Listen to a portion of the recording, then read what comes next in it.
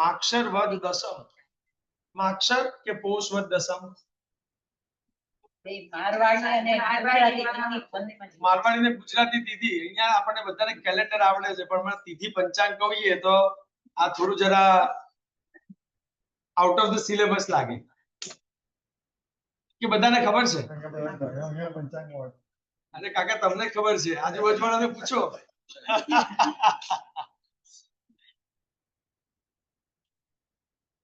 સુદની તિથિ હોય ને, સુદ, એ સુદ તિથિ મારવાડી હોય કે ગુજરાતી હોય, ઇટ્સ ધ સેમ. સો સુદ એકમ થી લઈને સુદ પૂનમ સુધી નો ચેન્જીસ. કારતક સુદ નોમ મારવાડીમાં પણ સેમ, ગુજરાતીમાં પણ સેમ. પણ માક્ષર હોય એટલે વદ હોય, મિછામી વદ હોય તો ગુજરાતીમાં વદ આગલો મહિનો, મારવાડીમાં વદ પાછલો મહિનો. આપણે મહિનાઓ ગણી તો કારતક માક્ષર, બરાબર છે? તો કારતક વદ દસમ એ ગુજરાતીમાં હોય તો માક્ષર વદ દસમ એ મારવાડીમાં.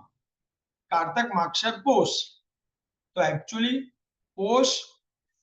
પોષ દસમી એ મારવાડી છે અને માક્ષર વદ દસમ એ ગુજરાતી છે.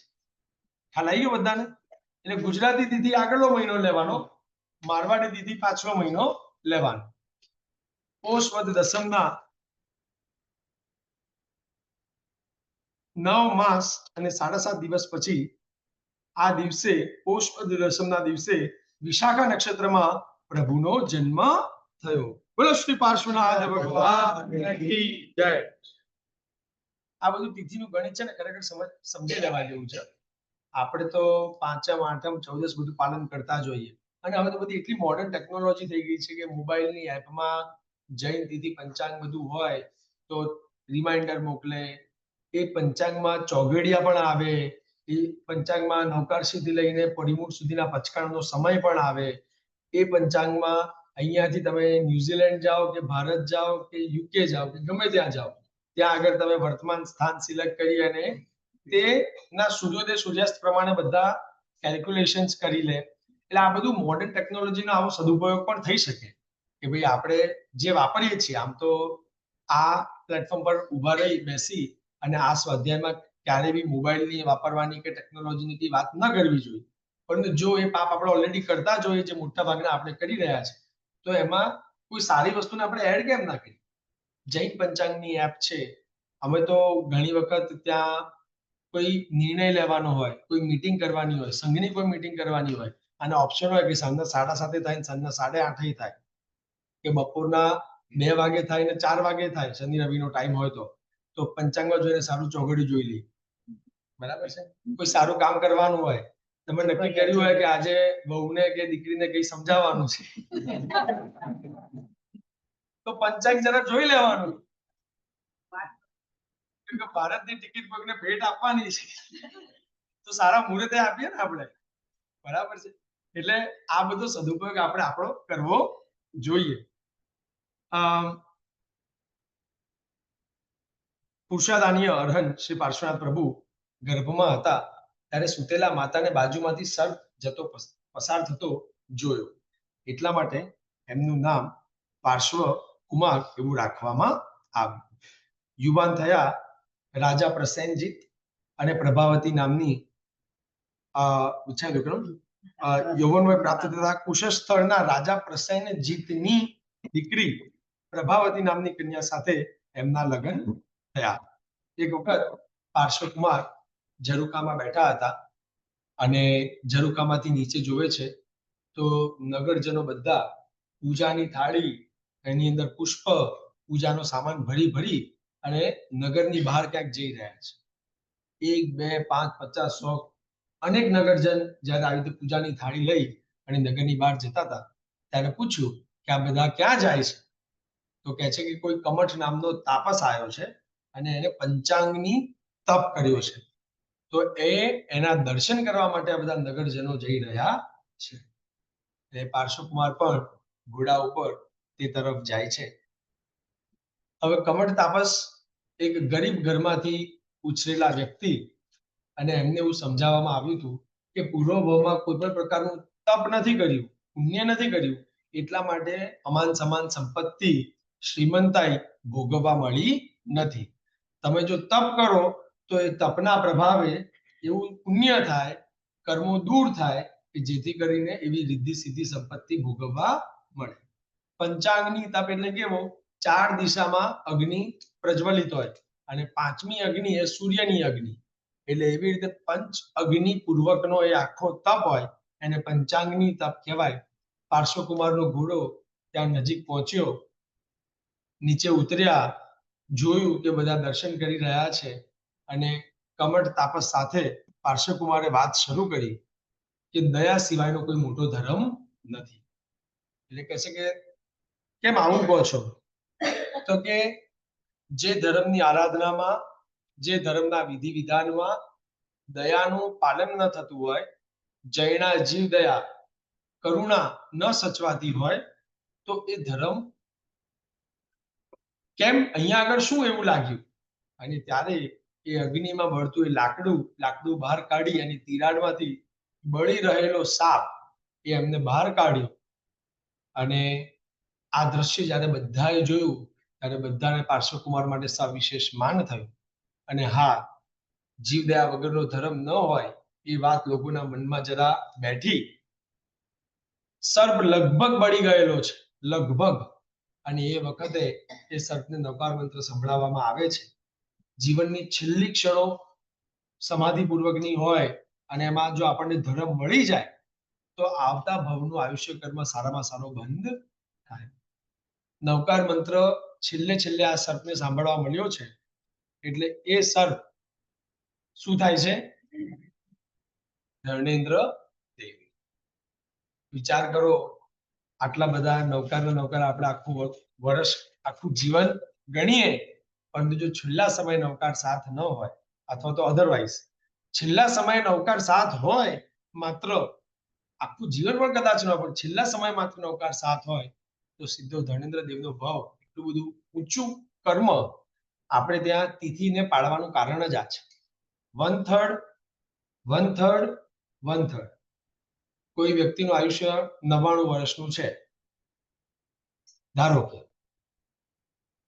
તો આવતા ભવે એ ક્યાં જશે?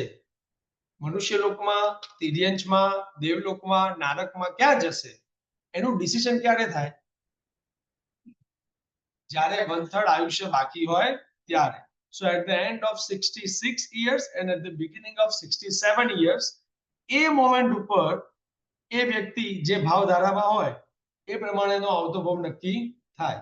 એટલે 1 થી 65 ધર્મ કર્યો, પણ 66 ના એ પોઈન્ટ ઉપર પાર્ટી જલસામાં છે, તો પછી આવતો ભાવ એ પ્રમાણે નક્કી થઈ ગયો. અરે આટલા ધાર્મિક અને આવો ભાવ, અરે પણ જે વખતે કર્મનો બંધ થયો એ વખતે એમની પરિસ્થિતિ આવી હતી. કદાચ કોઈ કારણસર એ ચૂકાઈ ગયું, એવું જરૂરી નથી કે 66 67 એ થાય જ, કદાચ ના પણ થાય, એવું પણ બને. તો રિમેનિંગ જે છે તે એમના 1/3 બાકી હોય ત્યારે ગણવા. એટલે 33 યર્સ છે બાકી. હવે એમાંથી બીજા 22 જવા દો. સો 66 + 22 કરો એટલે 88 નો એન્ડ અને 89 નું બિગિનિંગ. એ વખતે એમના મનમાં જે ભાવ હોય, હવે એ વખતે હોસ્પિટલમાં હોય, તબિયત સારી ના હોય ને ચાલતું હોય, તો એ વખતે શરીરની ચિંતામાં પરમાત્માનો ભાવ ન હોય તો આવતો ભાવ એવો મળે.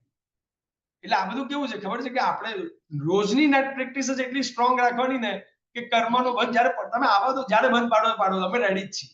એટલા માટે સદા ધર્મ કરવાનું કીધું છે. અને છેવટે આપણે ત્યાં બધા વાણિયા હોશિયાર બહુ, એટલે ખબર છે કે 1/3 બાકી હોય ત્યારે જ હોય. અને આપણે બધાને એવું એટલું પણ જ્ઞાન હોય જ કે આપણે 100 સુધી ના પહોંચીએ પણ 70 80 સુધી તો જઈએ. 50 થી નીચે તો આપણું કોઈનું આયુષ્ય હોય જ નહીં, આપણે બધાને પૂરેપૂરી શ્રદ્ધા હોય. એટલે આપણે 40 50 સુધી તો બધા એમ જ કહીએ મોટા થઈશું એટલે ધર્મ કરીશું, કારણ કે આવતા વર્ષનું પાછું તો 1/3 બાકી હોય ત્યારે જ બંધાવવાનું છે ને. પણ આ બધી વસ્તુ એવી છે કે અત્યારથી પ્રેક્ટિસ પાડેલી હોય, પેલું શેરીમાં ક્રિકેટ રમ્યા ના હોઈએ, ખાલી વિડીયો ગેમ ઉપર ક્રિકેટ રમી અને પછી કે ના બસ કે હવે સીધું વાનખેડે સ્ટેડિયમ ઉપર ઇન્ડિયા પાકિસ્તાનની મેચમાં ઇન્ડિયાને તમારે રિપ્રેઝન્ટ કરવાનું છે. હા કે એ વખતે મને આવડી જશે 6 માર. પ્રેક્ટિસ તો કરવી પડે ને. સચિન હોય કે વિરાટ કોહલી હોય, ગમે તેવા બેટ્સમેન હોય, how much hard work they do throughout the year to play those 10-20 overs in a match, to represent country like India. બરાબર છે. એટલે કહેવાનો ભાવ અર્થ એમ કે આપણે બી ધર્મ કરવો છે છેલ્લે છેલ્લે, પણ જ્યારે શરીર સારું છે, જ્યારે મન સારું છે, જ્યારે એકદમ પાવર છે, એ પાવર વખતે બીજા બધા જલસા કરીએ, અને પછી જ્યારે બધું આમ ઉતરી જાય ત્યારે એમાં પણ મૂડ ના આવે. થાય કે નહીં એવું? એટલે પહેલેથી આ બાજુનો ઇન્ટરેસ્ટ આપણે કેળવવાનો છે. છેલ્લા સમયે જે નવકાર મંત્ર સાંભળ્યો છે આ સર્પે, એના કારણે ધર્મેન્દ્ર દેવ બને છે. આ બાજુ કમઠને પોતાનું અપમાન થયું, એનો એક ગુસ્સો છે કે મારો પંચાંગની તપ, આટલા બધા લોકો મારા દર્શન કરવા આવતા હતા અને આ પાર્શ્વકુમારે આવું કર્યું.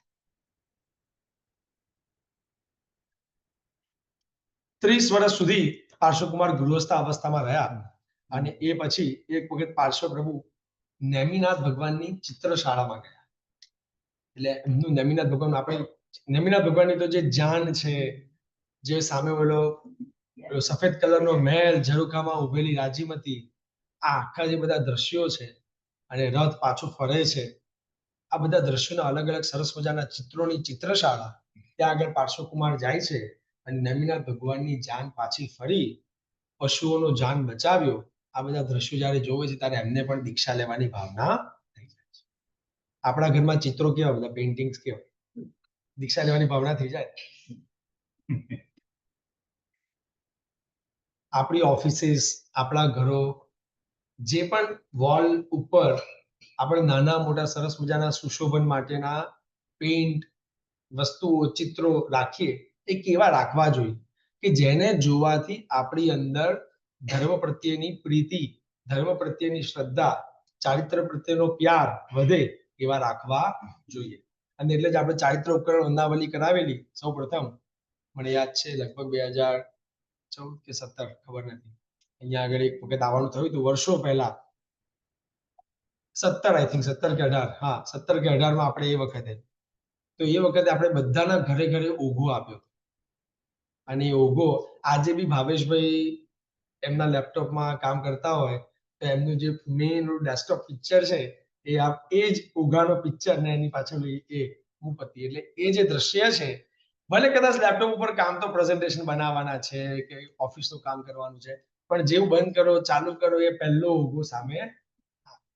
એટલે આપણા ઘરમાં થોડું અપડેશન રિક્વાયરમેન્ટ હોય તો જરા નજર કરી લેજો કે સારામાં સારા ચિત્રો, પટો, આપણે તીર્થોના પટ વગેરે પણ આપણે એનો ઘરમાં ઉપયોગ કરી શકીએ.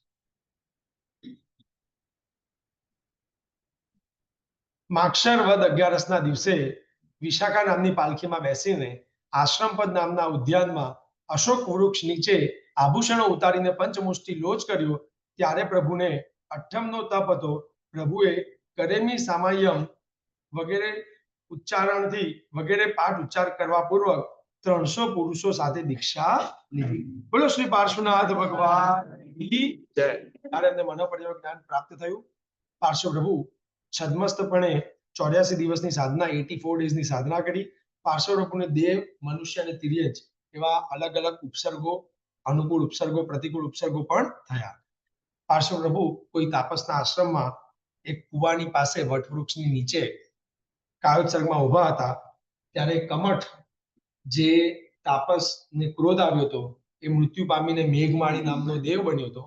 એ મેઘમાળી દેવે પોતાનો અવધિજ્ઞાનનો ઉપયોગ મૂકીને જોયું કે ગયા ભાવમાં જે અત્યારે આ કાયોત્સર્ગ કરે છે એ જ પાર્શ્વ કુમાર એમને મારા પંચાંગની તપની અપમાન કર્યું હતું. એટલે એ ક્રોધમાં મેઘમાળી દેવ, એટલે મેઘ એટલે કે વર્ષા, એટલે વર્ષાનો દેવ, એટલે એને એ વખતે કાળા ડિબાંગ વાદળો ભેગા કરી દીધા, કડકડતી વીજળીઓ ચમકાવી, અને એવો આખો માહોલ, એવું આખું વાતાવરણ ભયંકર ભયામય કરી દીધું. અને ખૂબ વરસાદ, અતિ વરસાદ વરસાવ્યો. પાણી ધીરે ધીરે વધવા લાગ્યું, ધીરે ધીરે વધવા લાગ્યું.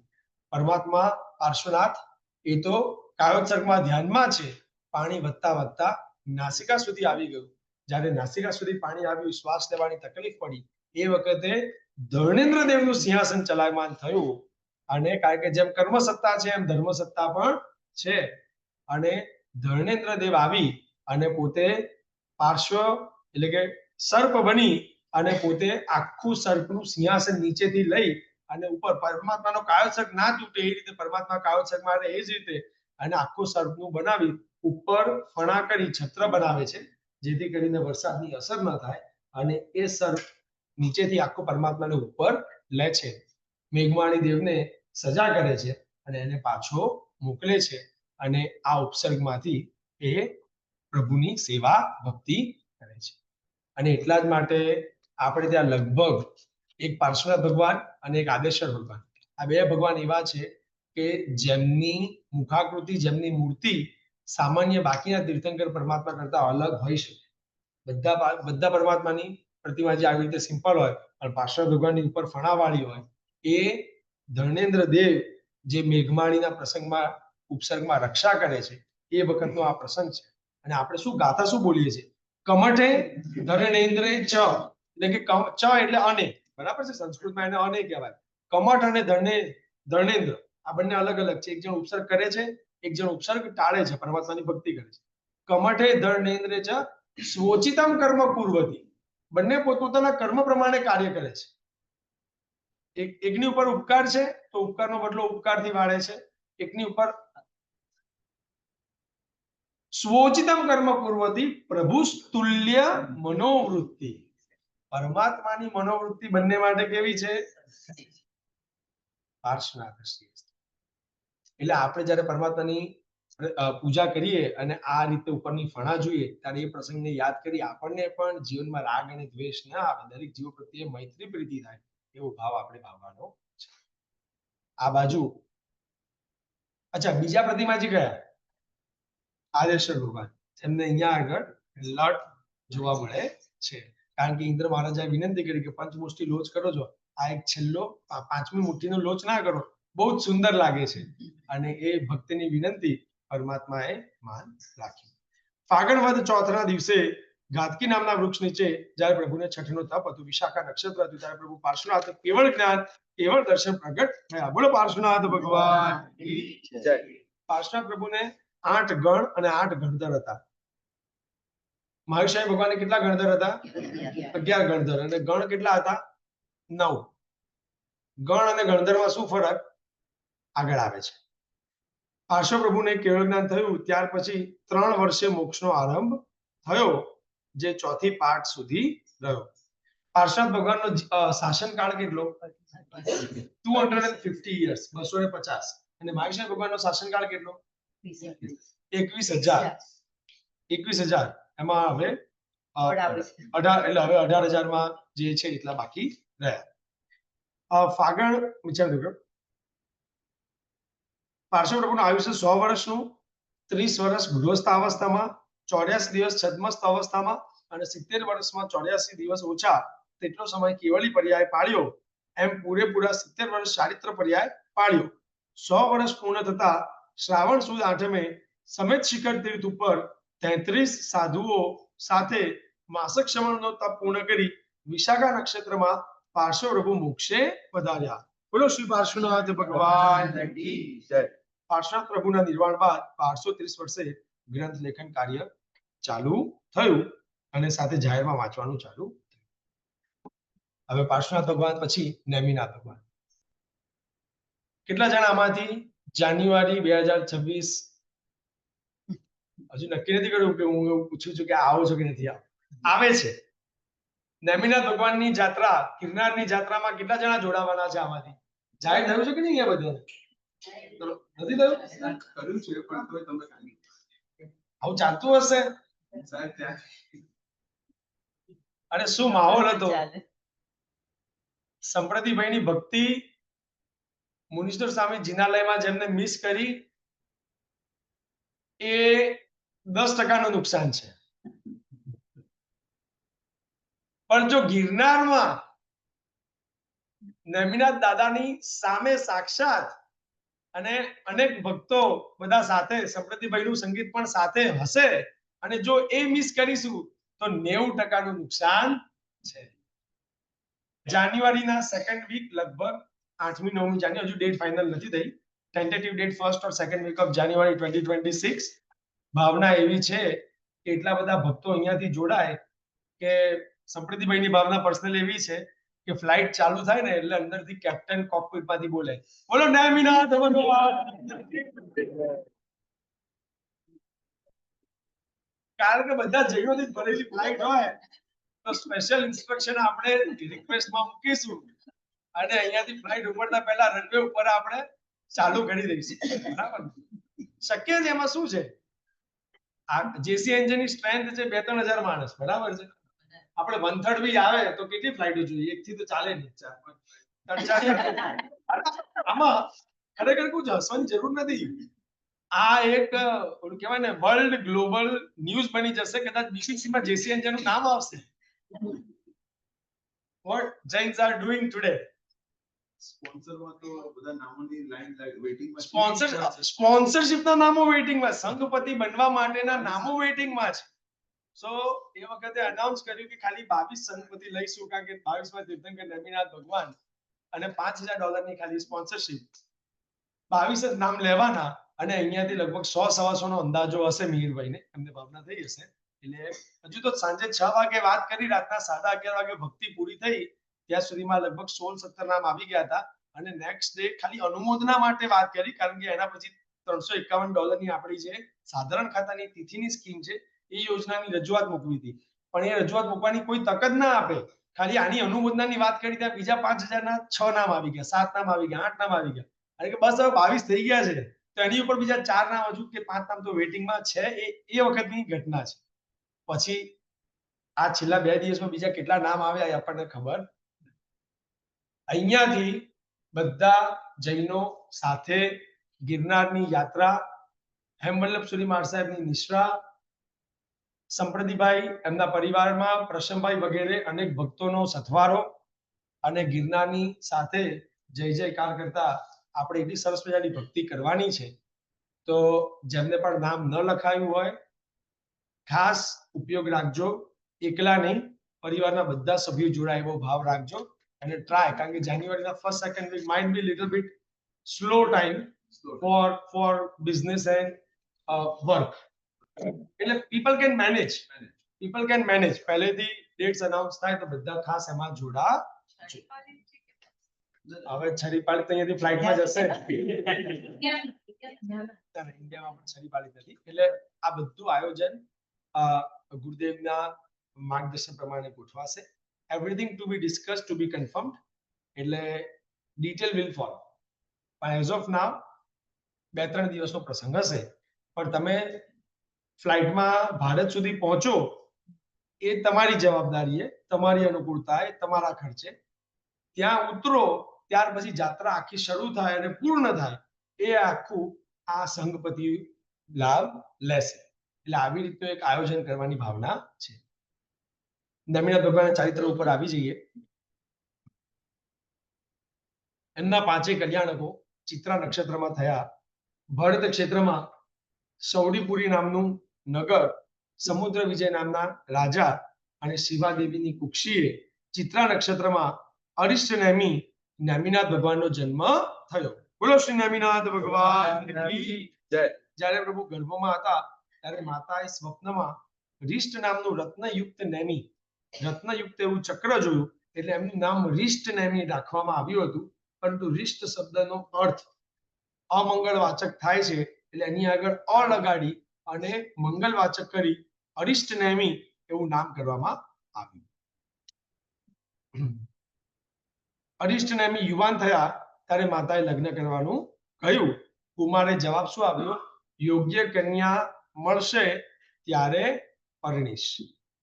એકવાર નેમી કુમાર મિત્રોના આગ્રહથી શ્રી કૃષ્ણની આયુધ શાળામાં જાય છે. શ્રી કૃષ્ણના બધા જે સ્પેશિયલ આર્મ્સ એન્ડ એમ્યુનિશન્સ જ્યાં મૂક્યા હોય, ગદા, ધનુષ, એમનું ગાંડીવ, એમનો શંખ, આ બધી વસ્તુ જ્યાં એમની સ્પેશિયલ સ્ટોર કરેલી હોય એ આયુધ શાળામાં નેમી કુમાર જાય છે. મિત્રોના કહેવાથી જાય છે. હવે વાસુદેવના જે સાધનો હોય ને એ પંચજન્ય શંખ કોઈ સામાન્ય માણસ ફૂંકી શકે નહીં. આપણે દિરાસરમાં બેઠા હોય ને પૂજામાં કોઈ બધા શંખ પાસોન કરે, બધા વારાફરતી 2-4 ભાઈઓ વગાડે, એ શક્ય છે. પણ વાસુદેવનો પંચજન્ય શંખ ફૂંકવા માટે વાસુદેવ કમસે કમ બનવું પડે. એનાથી નીચેનું કોઈ પણ વ્યક્તિ એ શંખ ફૂંકી શકે એટલી એનામાં શક્તિ જ ના. નેમિ કુમાર ગયા, જે ગદા કોઈ ઉપાડી ના શકે, જે સુદર્શન ચક્ર કોઈ હાથમાં ઉંચકી ના શકે, એ નેમિ કુમાર સુદર્શન ચક્ર હાથમાં રમકડાની જેમ, કુંભારના ચાકડાની જેમ ફેરવવા લાગ્યા. જે ધનુષ હતું એ કમળની દાંડીની જેમ વાળી દીધું. ગદા આટલી ભારે કોઈ ઉપાડી ના શકે, એને જાણે દાંડિયા રમતા હોય એવી રીતે હાથમાં લઈને રમવા લાગ્યા. પંચજન્ય શંખ એવી રીતે ફૂંક્યો કે આજુબાજુ જાણે યુદ્ધનો માહોલ થઈ ગયો. કારણ કે પંચજન્ય શંખ વાસુદેવ ત્યારે જ ફૂંકે જ્યારે કોઈ જબરદસ્ત કોઈ મોટી ઘટના થવાની. એટલે ઘોડાઓ બધા ભાગવા લાગ્યા, હાથીઓ ભાગવા લાગ્યા, આજુબાજુ સૈન્ય જાણે શું થયું, કોઈ યુદ્ધ થવાનું છે એવો કોઈ માહોલ થઈ ગયો. અને આ જ્યારે સાંભળ્યું શ્રી કૃષ્ણ કે મારો શંખ વગાડ્યો કોણ? અને એ વખતે શ્રી કૃષ્ણ આયુધ શાળામાં આવે છે, આ બધું દ્રશ્ય જોવે છે, પોતાના બધા સાધનો જે કોઈ દુનિયામાં અડી ન શકે એ નેમિ કુમાર તો સરળતાથી રમે છે. એમને થયું ટેન્શન કે હવે આ મારું રાજ મારો ભાઈ લઈ જશે તો. એમને વિચાર્યું કે આ તો ચાલશે નહીં. એટલે પોતાના મોટા ભાઈ સાથે નક્કી કર્યું કે આપણે કઈક રીતે જાણી લેવું જોઈએ કે આપણા પિતરાઈ ભાઈ નેમિ કુમાર આપણું શાસન પચાવી તો નહીં પાડે ને. એટલે મોટા ભાઈ સાથે બળભદ્ર સાથે ડિસ્કશન કરી અને નક્કી કરે છે કે આપણે એક પરીક્ષા કરી લઈએ કે બળ કોનામાં વધારે છે. સૌથી પહેલા બળ ચેક કરી લઈએ. એટલે નેમિ કુમાર, શ્રી કૃષ્ણ મહારાજા બંને સામ સામે એ યુદ્ધ કરી લઈએ. મોટું યુદ્ધ કરવાની જરૂર નથી, કોઈ બીજાને આપણે હાનિ પહોંચાડવી નથી. આપણે અરસપરસ સામ સામે મલ્લ યુદ્ધ કરી લઈએ. ના, મલ્લ યુદ્ધ કરવાની પણ જરૂર નથી. આમ હાથ રાખવાનો સીધો અને સામેવાળી વ્યક્તિ એ હાથને વાળી દેવાનો. આટલો એક જ દાવ રમીએ, જે કરી શકે એ જીત. પહેલા શ્રી કૃષ્ણ મહારાજાએ હાથ આમ રાખ્યો, શાંતિથી ગુલાબની પાંખડીને આમ જરા વાળતા હોઈએ એવી રીતે નેમિ કુમારે શ્રી કૃષ્ણ મહારાજાની. હવે વારો આવ્યો નેમિ કુમાર. નેમિ કુમારે આમ હાથ કર્યો અને જાણે આમ ડાળી ઉપર લટકી જવાતું હોય એવી રીતે આખા શ્રી કૃષ્ણ લટકી ગયા, પણ નેમિ કુમારનો હાથ વળ્યો નહીં. અને આ જ્યારે બળની પરીક્ષા થઈ ત્યારે શ્રી કૃષ્ણ મહારાજાનું ટેન્શન ડબલ થઈ કે હવે તો ધારો કે ઈચ્છા થશે કે મારું રાજ્ય લેવું છે તો મારું રાજ્ય હું પોતે જીતી શકીશ નહીં, કારણ કે એમની પાસે બળ વધારે છે. અને એ વખતે આકાશવાણી થઈ કે 21મા તીર્થંકર નમીનાથ ભગવાન કહી ગયા છે કે કુમાર અવસ્થામાં જ રાજ્ય લીધા વગર અને લગ્ન કર્યા વગર નેમ કુમાર દીક્ષા લેવાના છે. શ્રી કૃષ્ણ મહારાજાને દેવની વાણી સાંભળી એટલે શાંતિ તો થઈ, પણ તોય કન્ફર્મેશન લઈ લેવાનું. દેવની વાણી બી ક્યારેક ખોટી પડી જાય તો મારું રાજ્ય જવું જોઈએ નહીં. એટલે એ ચેક કરવા માટે શ્રી કૃષ્ણ મહારાજાએ પોતાની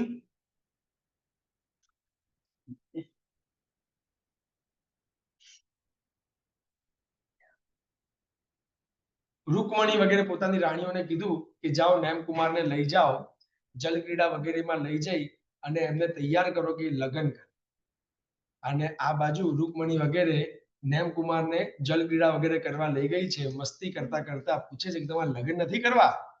નેમ કુમાર તો મૌન રહે છે, કારણ કે માતાને પહેલા કીધેલું કે યોગ્ય કન્યા મળશે ત્યારે પરણીશ. 2 વખત પૂછ્યું, ત્રીજી રીતે પૂછ્યું અને મસ્તી કરતા કરતા પૂછ્યું. મૌન રહ્યા, એમાં સંમતિ સાંભળી સમજી અને મુહૂર્ત કરાવવા માટે પંડિતજીને પૂછ્યું. ક્રોષ્ટુકી નામના જ્યોતિષીને બોલાવ્યા અને એમને કીધું કે ભાઈ ચોમાસામાં તો લગ્નનો નિષેધ છે, કરો ને કંઈક. માંડ માન્યા છે તો આ ચાન્સ જવા દેવો નથી. માંડ નેમ કુમારે હા પાડી છે એટલે નજીકનું મુહૂર્ત શોધવું જ રહ્યું. શ્રાવણ સુદ છઠના દિવસે જાહેર થયો અને તાબડતોબ તૈયારી થઈ ગઈ. લગ્નનો વરઘોડો નીકળી ગયો. શ્રી કૃષ્ણ મહારાજાને આ તો બધી પરીક્ષા છે. તમે વિચાર કરો એમના મનની પરિસ્થિતિ શું હશે? લગ્ન થશે કે નહીં થશે? જો લગ્ન થયા તો દેવવાણી ખોટી તો મારું રાજ્ય ગયું. બરાબર છે? લગ્નનો વરઘોડો નીકળ્યો છે. આ બાજુ આગળ જતા સફેદ કલરનો એ મહેલ દેખાય છે. સારથીને પૂછે છે કે આ મહેલ કોનો છે? તમારા સસરાનો છે. ઉગ્રસેન રાજાનો મહેલ જાણે છે. ઝરૂખામાં રાજીમતી ઊભા છે. રાજીમતીની સખી મૃગલોચના, ચંદ્રાનના એ લોકો સાથે વાતચીત થઈ રહી છે. હવે સખી હોય એટલે થોડી ટીખળ કરે. દૂરથી રથમાં આવતા જબરદસ્ત નેમ કુમાર, જે સાક્ષાત જાણે કામદેવ હોય કે શું, રૂપના અંબાર. શું આ પાતાલ કુમાર છે કે કામદેવ? ઇન્દ્ર છે કે સાક્ષાત પુણ્ય?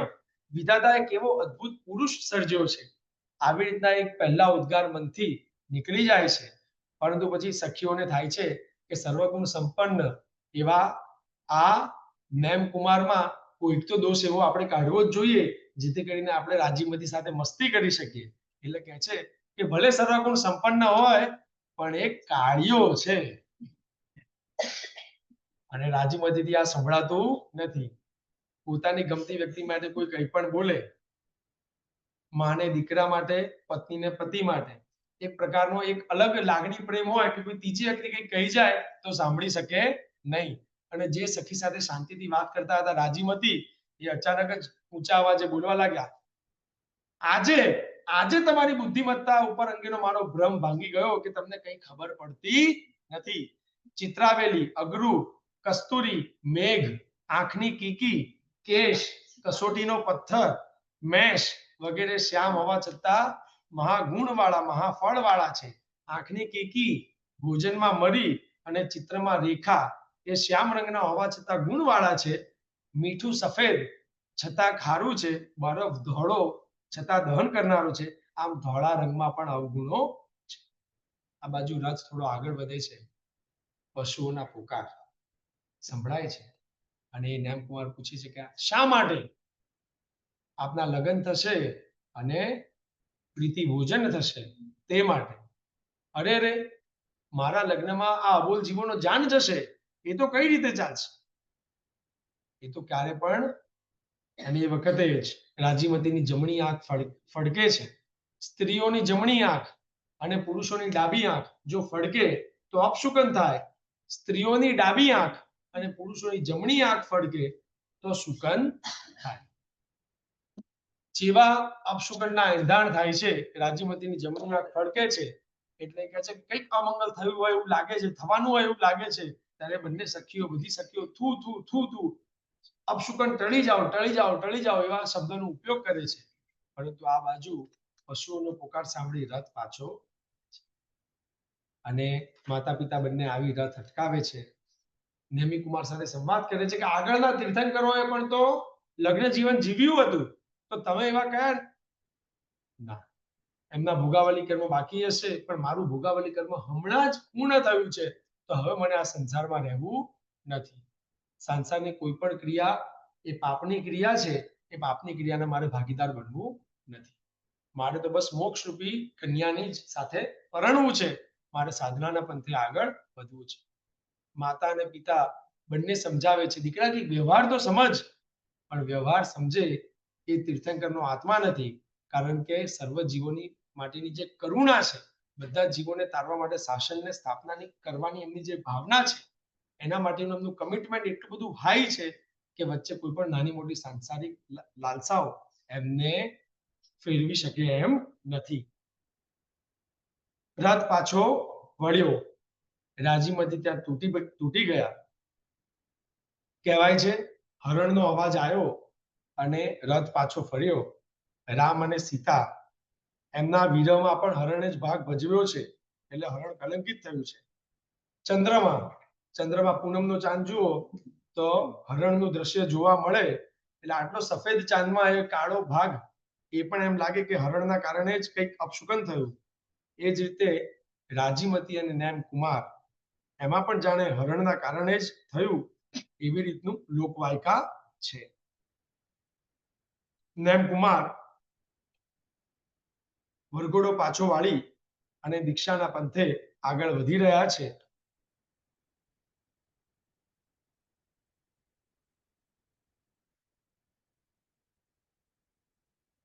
1 વર્ષનું વર્ષીદાન આપવાનું એમને શરૂ કર્યું. દીક્ષાનો વરઘોડો નીકળ્યો.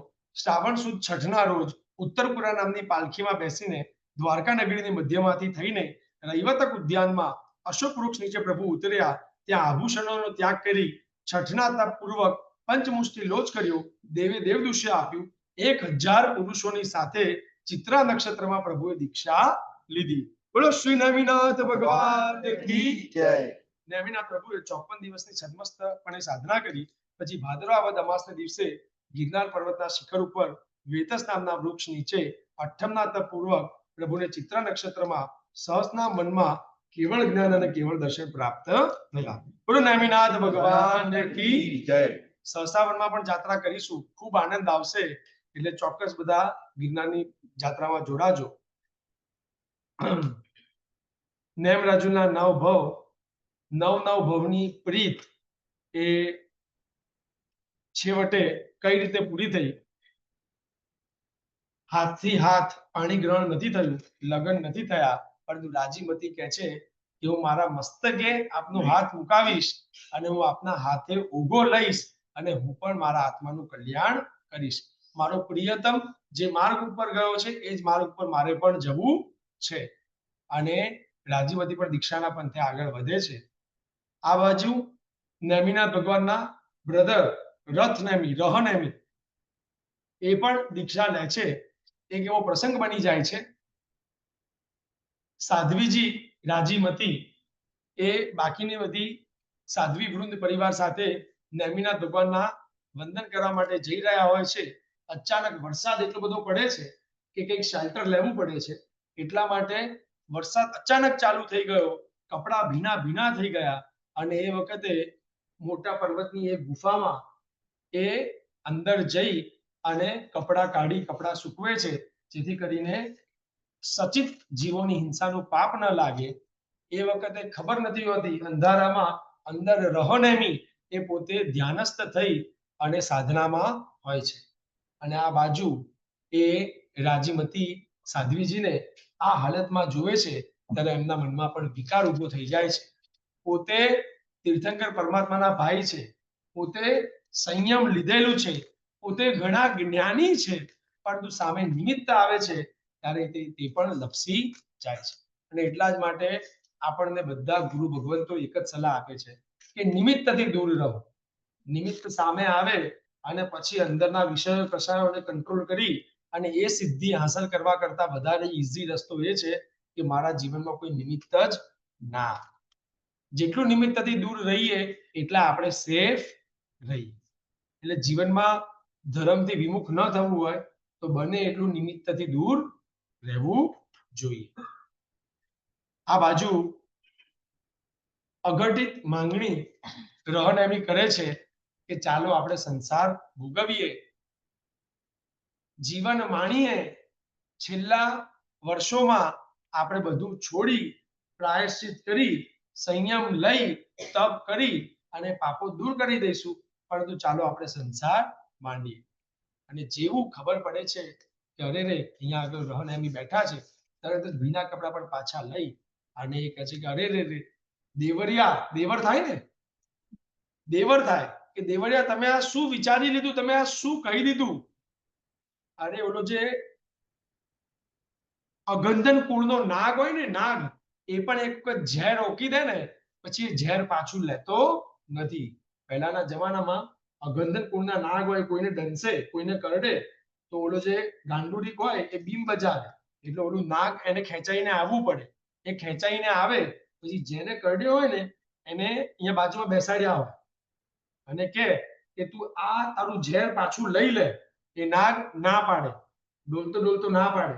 ઓલો ભીમ બજાવતો જાય, કારણ કે એ ભીમના કારણે એના વશમાં રહે, એના મંત્રોચ્ચારથી એના વશમાં રહે. એ નાગ કઈ કરી ના શકે. એ ગમે એટલો ફોર્સ કરે કે તું આ ઝેર પાછું ખેંચી લે, ઝેર પાછું ખેંચી લે, પણ એ નાગ ક્યારે ઝેર પાછું ખેંચે નહીં. એ કહે છે જો તું ઝેર પાછું ના ખેંચે તો અહીંયા અગ્નિ બળે છે આ હવનની, તો એમાં બળીને મરી જાય.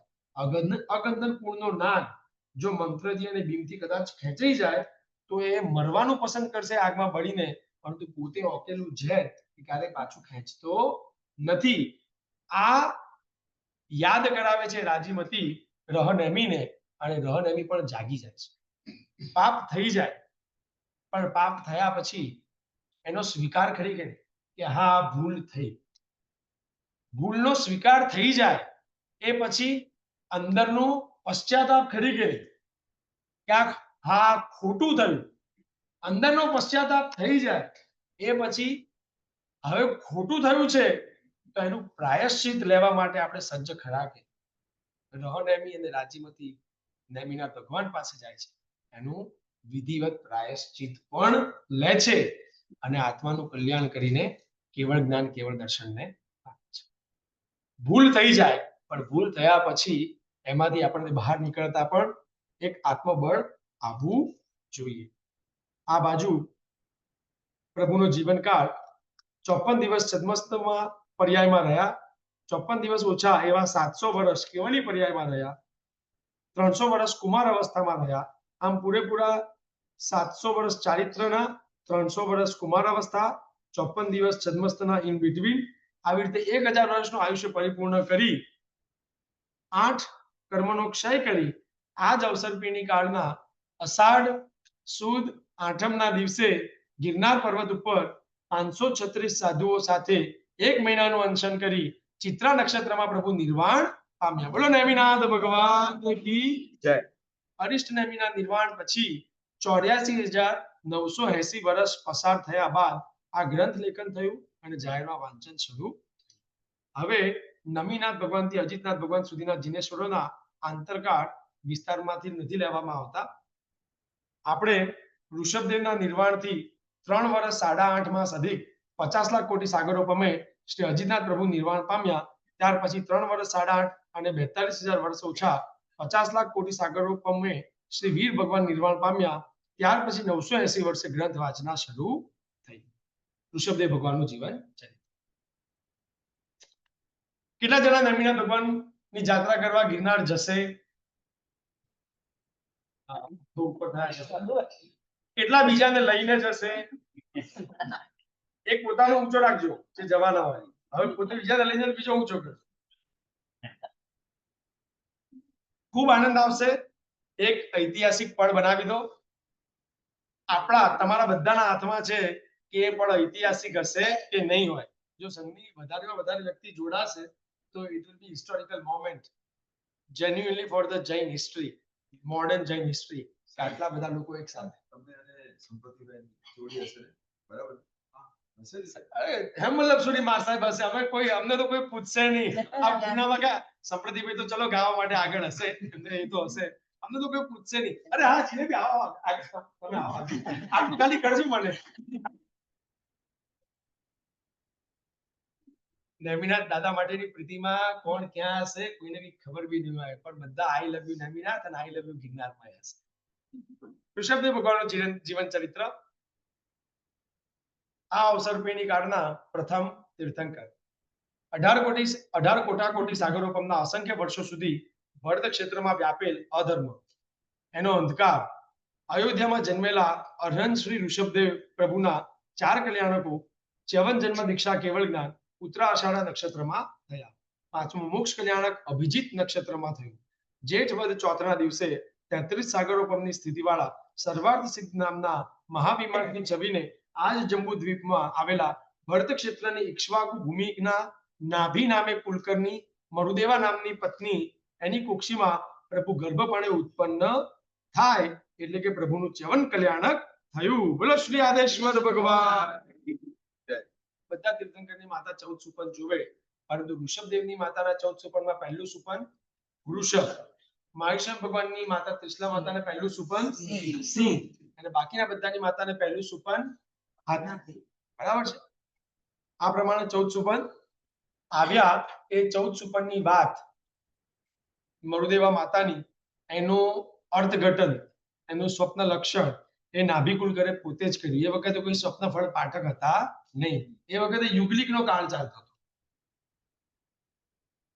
અર્હન કૌશલિક શ્રી ઋષભદેવ ગર્ભમાં 9 માસ અને 4 દિવસ રહ્યા. ફાગણ વદ આઠમના દિને ઉત્તરાષાઢ નક્ષત્રમાં ચંદ્રનો યોગ હતો ત્યારે આદિનાથ ભગવાનનો જન્મ થયો. બોલો શ્રી આદેશ્વર ભગવાન. તે સમય યુગલિકનો હતો. યુગલિક એટલે જોડકું, એટલે હસબન્ડ અને વાઈફ સાથે જ જન્મે, સાથે જ જીવે, સાથે જ મૃત્યુ પામે. અને મૃત્યુ પામતાના લગભગ 6 મહિના પહેલા નવા યુગલિકને જન્મ આપે. કોઈ રાજા નહીં, કોઈ ગવર્નમેન્ટ નહીં, કોઈ કન્ટ્રી નહીં, કોઈ ચિંતા નહીં, કોઈ વોર નહીં, કોઈ વ્યવસ્થા નહીં, કોઈ રૂલ્સ એન્ડ રેગ્યુલેશન્સ નહીં, કોઈ કોન્સ્ટિટ્યુશન નહીં, કોઈ આર્મી નહીં, કશું જ નહીં. બધા પોતાનું સેલ્ફ કર્તવ્ય સમજે અને પોતાના કર્તવ્યમાં રહે, જીવન માણે, એન્જોય કરે. ઓછા આસક્તિઓ હોય પણ સુખ ભરપૂર હોય. સુખ ભરપૂર હોય પણ અંદર લેપાવાનું ઓછું હોય અને એટલા જ માટે મરીને પણ દેવલોકમાં જાય. મરીને પણ પાછા દેવલોકમાં જાય. આવો યુગલિકનો કાળ, પણ એના કારણે ધર્મ પણ ના હોય. એના માટે કોઈ ઉપવાસની ભાવના પણ ના હોય. એના માટે માસક શમનની ભાવના પણ ના હોય. એટલે ખરાબ નથી તો સારું પણ નથી. એટલે જે છે એક સીધી પટ્ટીનો રસ્તો છે, આવો 18 કોટાકોટી સાગરો પમનો અંધકારમય રસ્તો, જેમાં બધું મંદ મંદ હોય. કશાય બહુ થોડો, વાસના પાતળી. કલ્પવૃક્ષ આપણે બધાને ખબર છે કે યુગલિકોને બધું મળે કઈ રીતે? કલ્પવૃક્ષ. એટલે કઈ રીતે? વૃક્ષની નીચે જાય અને માંગે કે મને ગુલાબ જાંબુ ખાવું છે. અને જીને ભાઈ 6 અને 8 ના પચકાણ થઈ ગયા. હવે હમણાં થોડી વાર શાંતિ રાખો કે બીજું દ્રષ્ટાંત ના. કઈ રીતે કલ્પવૃક્ષ? How does it work? How does it work? નીચે જઈને જે ઈચ્છા કરો એ મળી જાય. જેવી કે તૃપ્તિ થઈ જાય. તૃપ્તિ થઈ જાય, બરાબર છે. પણ જેવી કે કેવી ઈચ્છા? ધારો કે ફળ ખાવાની ઈચ્છા થઈ, તો નીચે જઈને ઈચ્છા કરો કે ફળ ખાવું છે, એટલે હાથમાં ફળ આવી જાય. આવું આપણને ખબર છે, એવું મને પણ ખ્યાલ હતો, પણ આ વાત ખોટી છે. આ વાંચન કરતા વિચાર શુદ્ધિ થાય. કલ્પવૃક્ષ પાસે ઉભા રહો અને માંગવું મળે એવું ના હોય, પરંતુ દરેક કલ્પવૃક્ષ ચોક્કસ પ્રકારના ફળો આપતું હોય. એટલે એમ સમજો કે 10 પ્રકારના કલ્પવૃક્ષ છે. અલગ અલગ કલ્પવૃક્ષમાં અલગ અલગ પ્રકારના ફળો ઉગે અને જે ફળ આપણે જોઈતું હોય એ ફળ જે કલ્પવૃક્ષમાં ઉગ્યું હોય ત્યાંથી લઈને એ ફળ લઈ લેવાનું. આવી રીતની વિધિ છે. એટલે તમને ફળ ખાવાની ઈચ્છા થાય તો અહીંયા બેઠા બેઠા માંગો કે મને સફરજન ખાવું છે, એટલે આમ હાથમાં સફરજન પડે એવું નહીં. જે કલ્પવૃક્ષ ઉપર જ્યાં સફરજન ઉગ્યું હોય ત્યાં જઈને લઈ આવવાનું અને ખાઈ લેવાનું. એટલી મહેનત કરવાની. ખબર છે? બધું જ, વસ્ત્ર, અલંકાર, ઘર, જે ઈચ્છા થાય, વાહન, જે પણ તમને ઈચ્છા થાય એ લગભગ એ બધી જ વસ્તુ આ કલ્પવૃક્ષની તમને, એટલે આપણને નહીં, જે યુગલિક હતા એમને. જે યુગલિકોને ઈચ્છા થાય એ વસ્તુ ત્યાં આગળ કલ્પવૃક્ષ ઉપર ઉગતી હોય અને ત્યાં જઈને લઈ આવે. પણ સમય જતા એનો પાવર ઘટવા લાગે. વંશ, કુળ, રાજ્ય, રાજા એ વખતે કઈ હતું નહીં અને આ બધાની જરૂર પણ હતી નહીં. પરંતુ જેમ જેમ સમય બગડવા લાગ્યો એમ એમ નક્કી કર્યું કે હવે કઈક વ્યવસ્થા ગોઠવવી પડશે. પ્રથમ જીનેશ્વર, પ્રથમ તીર્થંકરના રાજા બનાવવાની જે સ્થાપના કરવાનો આચાર છે એ ઇન્દ્રનો આચાર છે. એટલે જ્યારે નક્કી થયું ત્યારે ઇન્દ્ર મહારાજાએ નાભિકુલકર પાસે આવી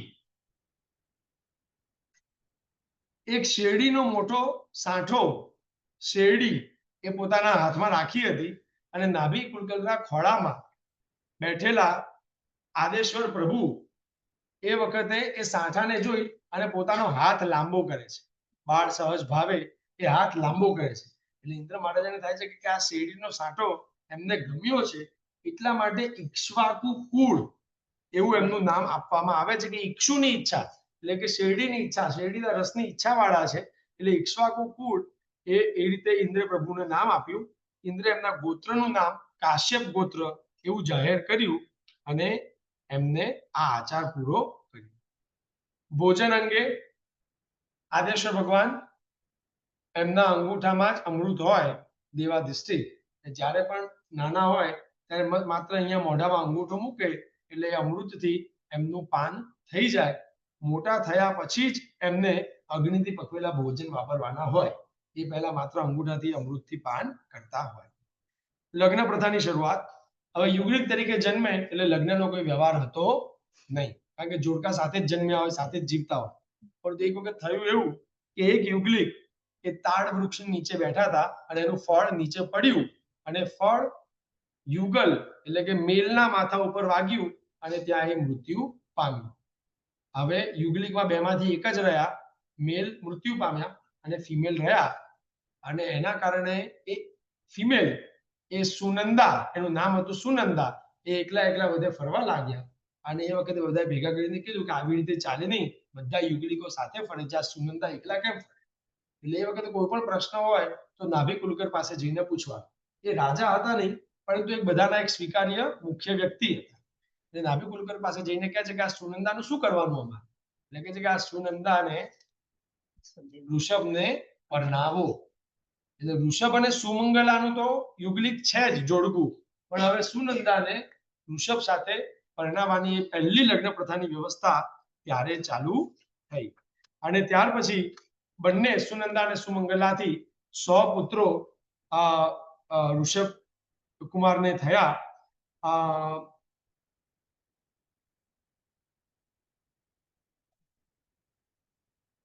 ભરત અને બ્રાહ્મી એ સુમંગલાથી અને બાહુબલી અને સુંદરી એ સુનંદાથી એમને પ્રાપ્ત થયા અને એ સિવાય બીજા 49 યુગલોને સુમંગલાએ જન્મ આપ્યો.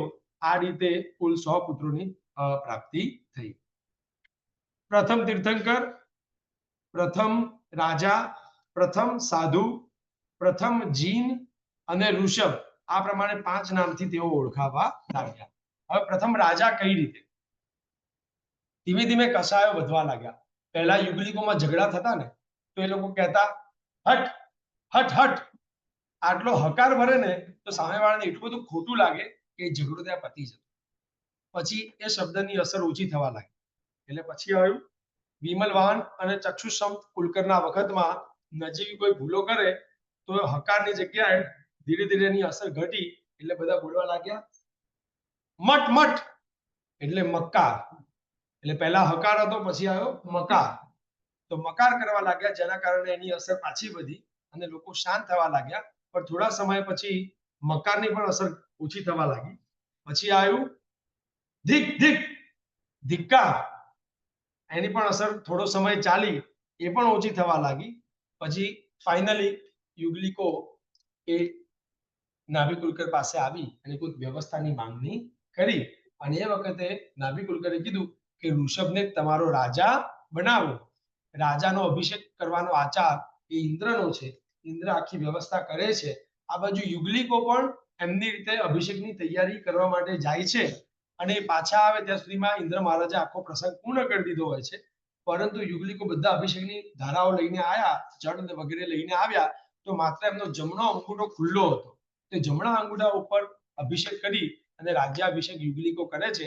આ દ્રશ્ય જ્યારે ઇન્દ્ર જોવે છે ત્યારે ઇન્દ્રને લાગે છે કે આ યુગલિકો એકદમ વિનયી છે, એકદમ વિવેકી છે, એકદમ વિનીત છે અને એટલા જ માટે એમનો વિનય જોઈ વિનીતા નગરી આખી ઇન્દ્ર એમને વસાવી આપે છે.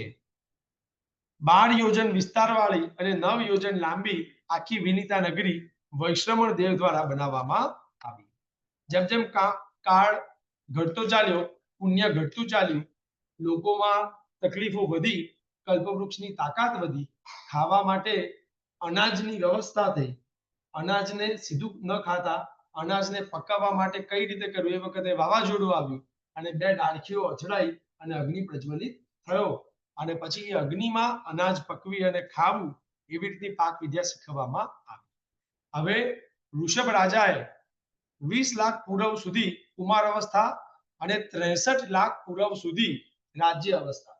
ભગવાનનું આયુષ્ય કેટલું? 84 લાખ પૂર્વ. એ 84 લાખ પૂર્વમાં 20 લાખ પૂર્વ કુમાર અવસ્થા અને 63 લાખ પૂર્વ રાજ્ય અવસ્થા. એટલે ટોટલ કેટલા થયા? 83. એટલે 84 માંથી 83 એ સંસારમાં હતા. માત્ર છેલ્લું 1 લાખ પૂર્વમાં જ એમને સાધના અને કેવળ જ્ઞાન વગેરેમાં આગળ વધ્યા. હવે સૌથી પહેલા એમને પુરુષોની 72 કળાઓ, ગણિત, ગીત, નૃત્ય, વાદ્ય, પઠન, શિક્ષા, અલંકાર, વ્યાકરણ, કાવ્ય, ગજારોહણ, અશ્વારોહણ, શાસ્ત્રાભ્યાસ, રસ, મંત્ર, યંત્ર, પ્રાકૃત, સંસ્કૃત, સ્મૃતિ, પુરાણ, સિદ્ધાંત, તર્ક, વૈદક, આગમ, ઇતિહાસ, રસાયણ વગેરે 72 કળા પુરુષોની શીખવાડી.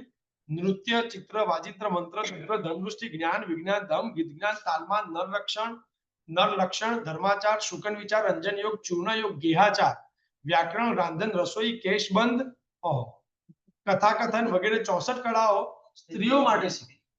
એટલે ઋષભ રાજાએ 72 અને 64 કળાઓ પુરુષો અને સ્ત્રીઓને શીખવી. હંસ લિપિ વગેરે 18 જાતની લિપિ પ્રભુએ જમણે હાથે બ્રાહ્મીને અને ગણિત વગેરે 1, 10, 100, 1000, લાખ એ બધું ગણિત વગેરે ડાબે હાથે સુંદરીને પ્રભુએ શીખવી. ભરતને કાષ્ઠ કરવાથી અને બાહુબલીને શિલ્પ વગેરે ના લક્ષણો પણ શીખવ્યા. હવે એમનો દીક્ષાનો સમય આવ્યો અને રાજ્યનું વિભાગીકરણ થયું. ઋષભદેવે પ્રભુ પોતાના 100 પુત્રોને રાજ્ય વહેંચી આપ્યું. 100 પુત્રોમાંથી ભરતને વિનીતા નગરી, બાહુબલીને તક્ષશિલા, અન્ય જુદા જુદા રાજ્યો બાકીના 98 ભાઈઓને પણ વહેંચી આપ્યા અને પછી પ્રભુએ દીક્ષા લીધી. આમ તો આ બધી વ્યવસ્થા, સાંસારિક બધી વ્યવસ્થાઓ ગોઠવી એ પાપનો વિષય છે. તો શા માટે તીર્થંકર પરમાત્મા બધો પાપના વિષયમાં પડે? પરંતુ વાત એવી છે કે જ્યાં મોટું નુકસાન થવાનું હોય ત્યાં નાનું નુકસાન થઈ અને જો વ્યવસ્થા મૂકી દેવામાં આવે જેના કારણે અનેક જીવોનું મોટા ભાગે કલ્યાણ થતું હોય તો એ નાનું નુકસાન લેવું એ હિતાવહ છે. આ વ્યવસ્થા જો ના હોત, જીવન કેવી રીતે જીવ્યું ખબર જ ના હોત તો માર ફાડ, અફડા તફડી, ખેંચા ખેંચ, એકબીજા પ્રત્યે દ્વેષ, આ બધું એટલું બધું ખરાબ હોત કે આ સૃષ્ટિમાં જીવન જીવવા લાયક ના. આ બધી વ્યવસ્થા એમને ગોઠવી તો એ વ્યવસ્થા આપણા સુધી પહોંચી છે. એક નાનું દ્રષ્ટાંત આપવામાં આવ્યું છે કે માં રસોઈ કરતા હોય અને બાળક ક્યાંક બાજુમાં રમતા રમતા કોઈ ખાડામાં પડવા જેવું થતું હોય, એ વખતે સાપ નજીક એને ડંખવા આવતો હોય તો એ વખતે માં ઝડપથી ઊભી થઈ અને બાળકનો હાથ ખેંચી ખાડામાંથી કાઢે ત્યારે કદાચ હાથ છોલાઈ જાય, સહેજ લોહી પણ નીકળે તો એમાં માએ કરેલો ગુસ્સો એવું નથી, પરંતુ સર્પના ડંખથી બચાવવાની ચિંતા એ વિષય છે. એ જ અહીંયા આગળ એનાલોગી, એ જ અહીંયા આગળ વસ્તુ ઉલ્લેખિત કરવામાં આવે છે કે આ બધી વ્યવસ્થા કરવા દ્વારા સવિશેષ ચિંતા એમને આપણું હિત ચિંતા કરેલી છે. ફાગણ વદ આઠમના દિવસે વરઘોડામાં સુદર્શન નામે પાલખીમાં બેસીને સિદ્ધાર્થ નામના ઉદ્યાનમાં અશોક વૃક્ષ નીચે પ્રભુ આવ્યા. ત્યાં પ્રભુએ પોતે 4 મુષ્ટિથી લોચ કર્યો. પછી સુવર્ણ કળશ ઉપર શોભતી નીલકમલની માળા સમાન જે સુવર્ણમય ખભા ઉપર શ્યામ લટો લટકતી હતી તેનો 5મી મુઠ્ઠીથી લોચ કરવા જાય છે. ત્યાં ઇન્દ્રએ સુંદર દેખાતી તે લટોને લોચ ન કરવા વિનંતી કરી. પ્રભુએ તે 2 લટ એમ જ રહેવા દીધી. આ સમય પ્રભુને છઠનો તપ હતો. ઉત્તરા આષાઢા નક્ષત્રમાં ચંદ્રનો યોગ થતો હતો. ત્યારે પ્રભુએ દીક્ષા લીધી. બોલો શ્રી આદેશ્વર ભગવાન કી જય. દીક્ષા લીધા પછી ગોચરી પહેલા સાધુ બન્યા છે. સંસારમાં કોઈને ખબર નથી કે સાધુની સેવા કરવાની કઈ રીતે. એમની સાથે બીજા પણ સાધુ તરીકે બન્યા હતા, સંસાર છોડવામાં જોડાયા. આદેશ્વર પ્રભુ એકલા નહોતા. હવે પોતે તો કઈ વાપરે નહીં, જ્યાં જાય ગોચરી લેવા માટે બધાને એમ થાય કે અરે રે આ તો નાભી કુલકર્ણના, અરે આ તો આ તો ઋષભ કુમાર, આ તો રાજા, આપણા રાજા, એ આપણા ઘરે આયા છે. એ આપણા ઘરે આયા આપણે શું આપવાનું? તો પોતાની પાસે લક્ષ્મી, સંપત્તિ, સોનું, હીરા માણેક, મોતી જે પણ હોય એ બધી વસ્તુ આપે. પરંતુ કોઈક તો દીકરી પણ આપે કે તમારે શું જોઈએ છે મારી પાસે, તમને લઈ લો. પણ કોઈ ખાવાનું એવું વિચારી પણ નથી શકતું કે ખાવાનું માંગવા માટે આવ્યા છે. હવે જોડે બીજા જે બધા દીક્ષિત હતા એમનાથી તો ભૂખ સહન થાય નહીં, એટલે થોડો સમય સુધી સાથે રહ્યા. પછી ગંગા તટે બેસી અને એક ત્યાં આગળ શરમ ના માર્યા દીક્ષા ન છોડી, પરંતુ ગંગા તટે રહી અને ખરી પડેલ પાંદડા, ફળો વગેરે એ જટાધારી તાપસ બની અને બાવા જેવું જીવન તપોવનમાં વિતાવવા લાગ્યા. હસ્તિનાપુર તરફ આદેશ્વર પ્રભુ વિહાર કરે છે. બાહુબલીના પુત્ર સોમપ્રભ અને સોમપ્રભાના પુત્ર શ્રેયાંશ કુમાર, અક્ષય તૃતીયા સુપાત્ર દાન. બધા જોયું છે ને, ઘરમાં એવી પ્રેમ હોવી જોઈએ. અક્ષય તૃતીયા સુપાત્ર દાન, આમ ઇક્ષુરસનો ઘડો, આમ શ્રેયાંશ કુમાર, આદેશ્વર ભગવાનનો આમ હાથ હોય અને પારણું કરાવતા હોય. આ કાળનું સૌથી પહેલું પારણું. આપણે ત્યાં હવે પારણે કેવો મહોત્સવ થશે કે નહીં? નવકાર તપનું પારણું, કોઈકનું માસક શ્રમણનું પારણું, 28 વાળા તો પારણું કહેવાય બી નહીં. કારણ કે અહીંથી એટલા બધા મોટા તપસ્વીઓ બેઠા છે કે આપણને એમ થાય એટલે આવું 28 વાળાને લાગતું હશે. બાકી અમને તો 28 વાળા બી બહુ મોટા તપસ્વી લાગે. અમારે તો અમારા એકાશાનું પણ પારણું થયું. પણ સૌથી પહેલું પારણું શ્રેયાંશ કુમારે કરાય, સુપાત્ર દાન. હસ્તિનાપુર તરફ વિહાર શરૂ કર્યો છે અને એ વખતે ઝરૂકામાં બેઠા છે. એ વખતે સવારમાં શ્રેયાંશ કુમારને, રાજા સોમપ્રભુને અને નગરશેઠ સુબુદ્ધુને, એ સુબુદ્ધિને ત્રણેયને એક સરખું એવું સપનું આવે છે જેમાં શ્રેયાંશ કુમારને કંઈક મોટો લાભ થવાનો. અને ત્રણેય સપનાની વાત કરે છે, નક્કી કરે છે કે આજે ચોક્કસ શ્રેયાંશ કુમારને કોઈ બહુ જ મોટો લાભ થશે. અને એ વખતે ટોળે ટોળા જતા જોવે છે. બધો કોલાહલ થયો એ કેમ થયો એ બધા સાંભળવાનો પ્રયત્ન કરે છે. ત્યારે શ્રેયાંશ કુમારને જ્યારે ખબર પડી કે આ તો આદેશ્વર ભગવાન પધાર્યા છે, એ કેમ કશું લેતા નથી, બધાને ત્યાં ગોચરી માટે જાય છે તો કેમ કશું કરતા નથી, એટલા માટે થઈ અને આ કોલાહલ થાય છે. ભગવાન આગળ ચાલે છે અને પાછળ નગરજનો બધા વાત કરી રહ્યા છે કે શું જોઈએ છે એમને, આપણને કેમ કઈ ખબર નથી પડતી, આપણે શું કરી શકીએ એમના માટે. ભગવાનને વર્ષે તો કરવો તો એવું હતું નહીં. ભગવાન તો એવરી ડે ગોચરી માટે જાય છે, પરંતુ ગોચરી મળતી નથી, એટલા માટે તેઓ પારણું કરતા નથી. અને એ વખતે જ્યારે ભગવાનને દૂરથી જોયા ત્યારે એમને જાતિ સ્મરણ જ્ઞાન થયું કે અરે હું તો ભગવાનનો સારથી હતો, મેં દીક્ષા લીધી હતી ગયા ભાવમાં, વજ્રસેન નામના તીર્થંકર હતા અને આવા જ વેશમાં તીર્થંકર ભગવાને કહ્યું હતું કે આ વજ્રના મુનિ એટલે કે આદેશ્વર ભગવાન પોતે એ ભરત ક્ષેત્રના પહેલા તીર્થંકર થશે, હું એમનો સારથી હતો અને એ તીર્થંકર એ આ જ છે, તો એમને કઈ રીતે પારણું કરાવવું એ મને ખબર છે. અને એ વખતે નિર્દોષ રીતે આવેલા શેરડીના રસના ઘડા એ લઈ અને પ્રભુ પાસે જાય છે અને પ્રભુને કહે છે કે આ નિર્દોષ શેરડીનો રસ આપ વાપરો. પ્રભુ પોતાનો હાથ કરે છે અને શેરડીના રસથી પારણું. બોલો શ્રી આદેશ્વર ભગવાન કી જય, બોલો સુપાત્ર દાન કી જય. આપણે પણ ખરેખર સાધુ સાધુજી ભગવાનને વરાઈ શકીએ. આપણા ઘરે આપણા રસોડે બનેલી વાનગીઓ એ પાત્રામાં પડે, એ આપણો ભાવ ચોક્કસ હોવો જોઈએ. આ બાજુ એ વખતે અનેકવિધ દેવોના મંગલ પણ થયા. દીક્ષા લીધા પછી 1000 વર્ષ સુધી જન્મસ્થ અવસ્થામાં રહ્યા.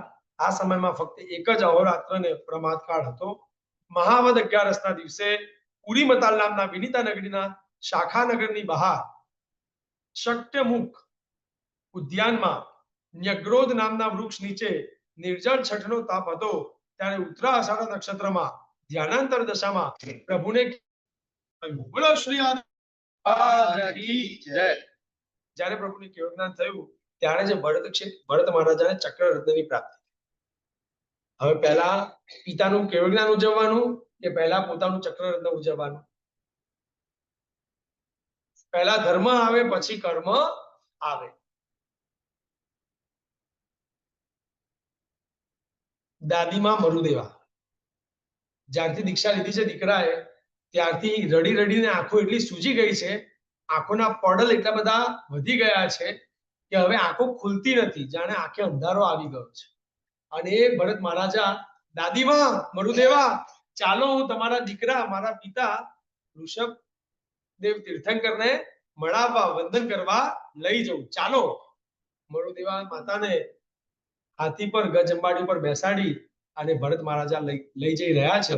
ત્યારે જેમ જેમ મરુદેવા માતા નજીક પહોંચે કે હા મારા દીકરા સાથે આજે મિલન થશે, આજે હું મારા દીકરાને પહેલી વખત આટલા વર્ષો હજાર વર્ષની વેટ પછી અંતરાલ પછી હું જોઈશ, મારો દીકરો કેવો દેખાતો હશે, શું કરતો હશે. જેમ જેમ નજીક જાય છે એમ સુગંધ આવવા લાગે છે. જેમ જેમ નજીક જાય છે એમ સંગીતના વાજિંત્રોના બધા સરસ મજાના સંગીત સુરાવલી સાંભળવા મળે છે. આ બધું શું ચાલી રહ્યું છે? ત્યારે ભરત મહારાજા કહે છે કે સમો સરળમાં દેવો આ તમારા દીકરાની મારા પિતાની સેવા કરી રહ્યા છે. અને આમ આમ આમ આમ માંડ માંડ આંખ ખોલી, કારણ કે હવે હર્ષના આંસુ આવી રહ્યા છે કે અરે રે, મારા દીકરા એવું તે શું કર્યું કે દેવો એની સેવા કરી રહ્યા છે. એ હર્ષના આંસુમાં એ પડલ ખુલે છે, આંખો ખુલે છે, અને સામે પોતાના દીકરા ઋષભદેવ તીર્થંકરને જોવે છે. માનું હૈયું છે એકદમ મમતાથી ભરેલું છે, ઉમળકાથી ભરેલું છે. 1000 વર્ષ પછી દીકરાને પહેલી વખત જોઈ એટલું ગળગળું થઈ ગયું છે અને જોઈને એટલા ખુશ થઈ જાય છે, લાગણીશીલ થઈ જાય છે. પણ બીજી જ ક્ષણે એને વિચાર આવે છે, અરે રે, કે હું જે દીકરા માટે 1000 વર્ષથી રડું છું, એ દીકરો આવા જલસા કરે છે, મને યાદ પણ નથી કરતો, અત્યારે મને બોલાવતો પણ નથી, અને ખરેખર આ સંસાર કેવો છે. અને એક ક્ષણમાં હર્ષના આંસુ બીજી જ ક્ષણમાં વિતરાગતાના આંસુ બની જાય છે. અને ત્યાં ને ત્યાં કેવળ જ્ઞાન કેવળ દર્શનની પ્રાપ્તિ થાય છે. ત્યાં ને ત્યાં આયુષ્ય કર્મ પૂર્ણ થાય છે. ત્યાં ને ત્યાં માતા મોક્ષે પધારે છે. વિચાર કરો, આ બહુ બધી સરસ કલ્પનાઓ મૂકી છે કે દીકરાએ જે કેવળ જ્ઞાનને લેવા માટે કેટલા 1000 વર્ષો સુધી સાધના કરી,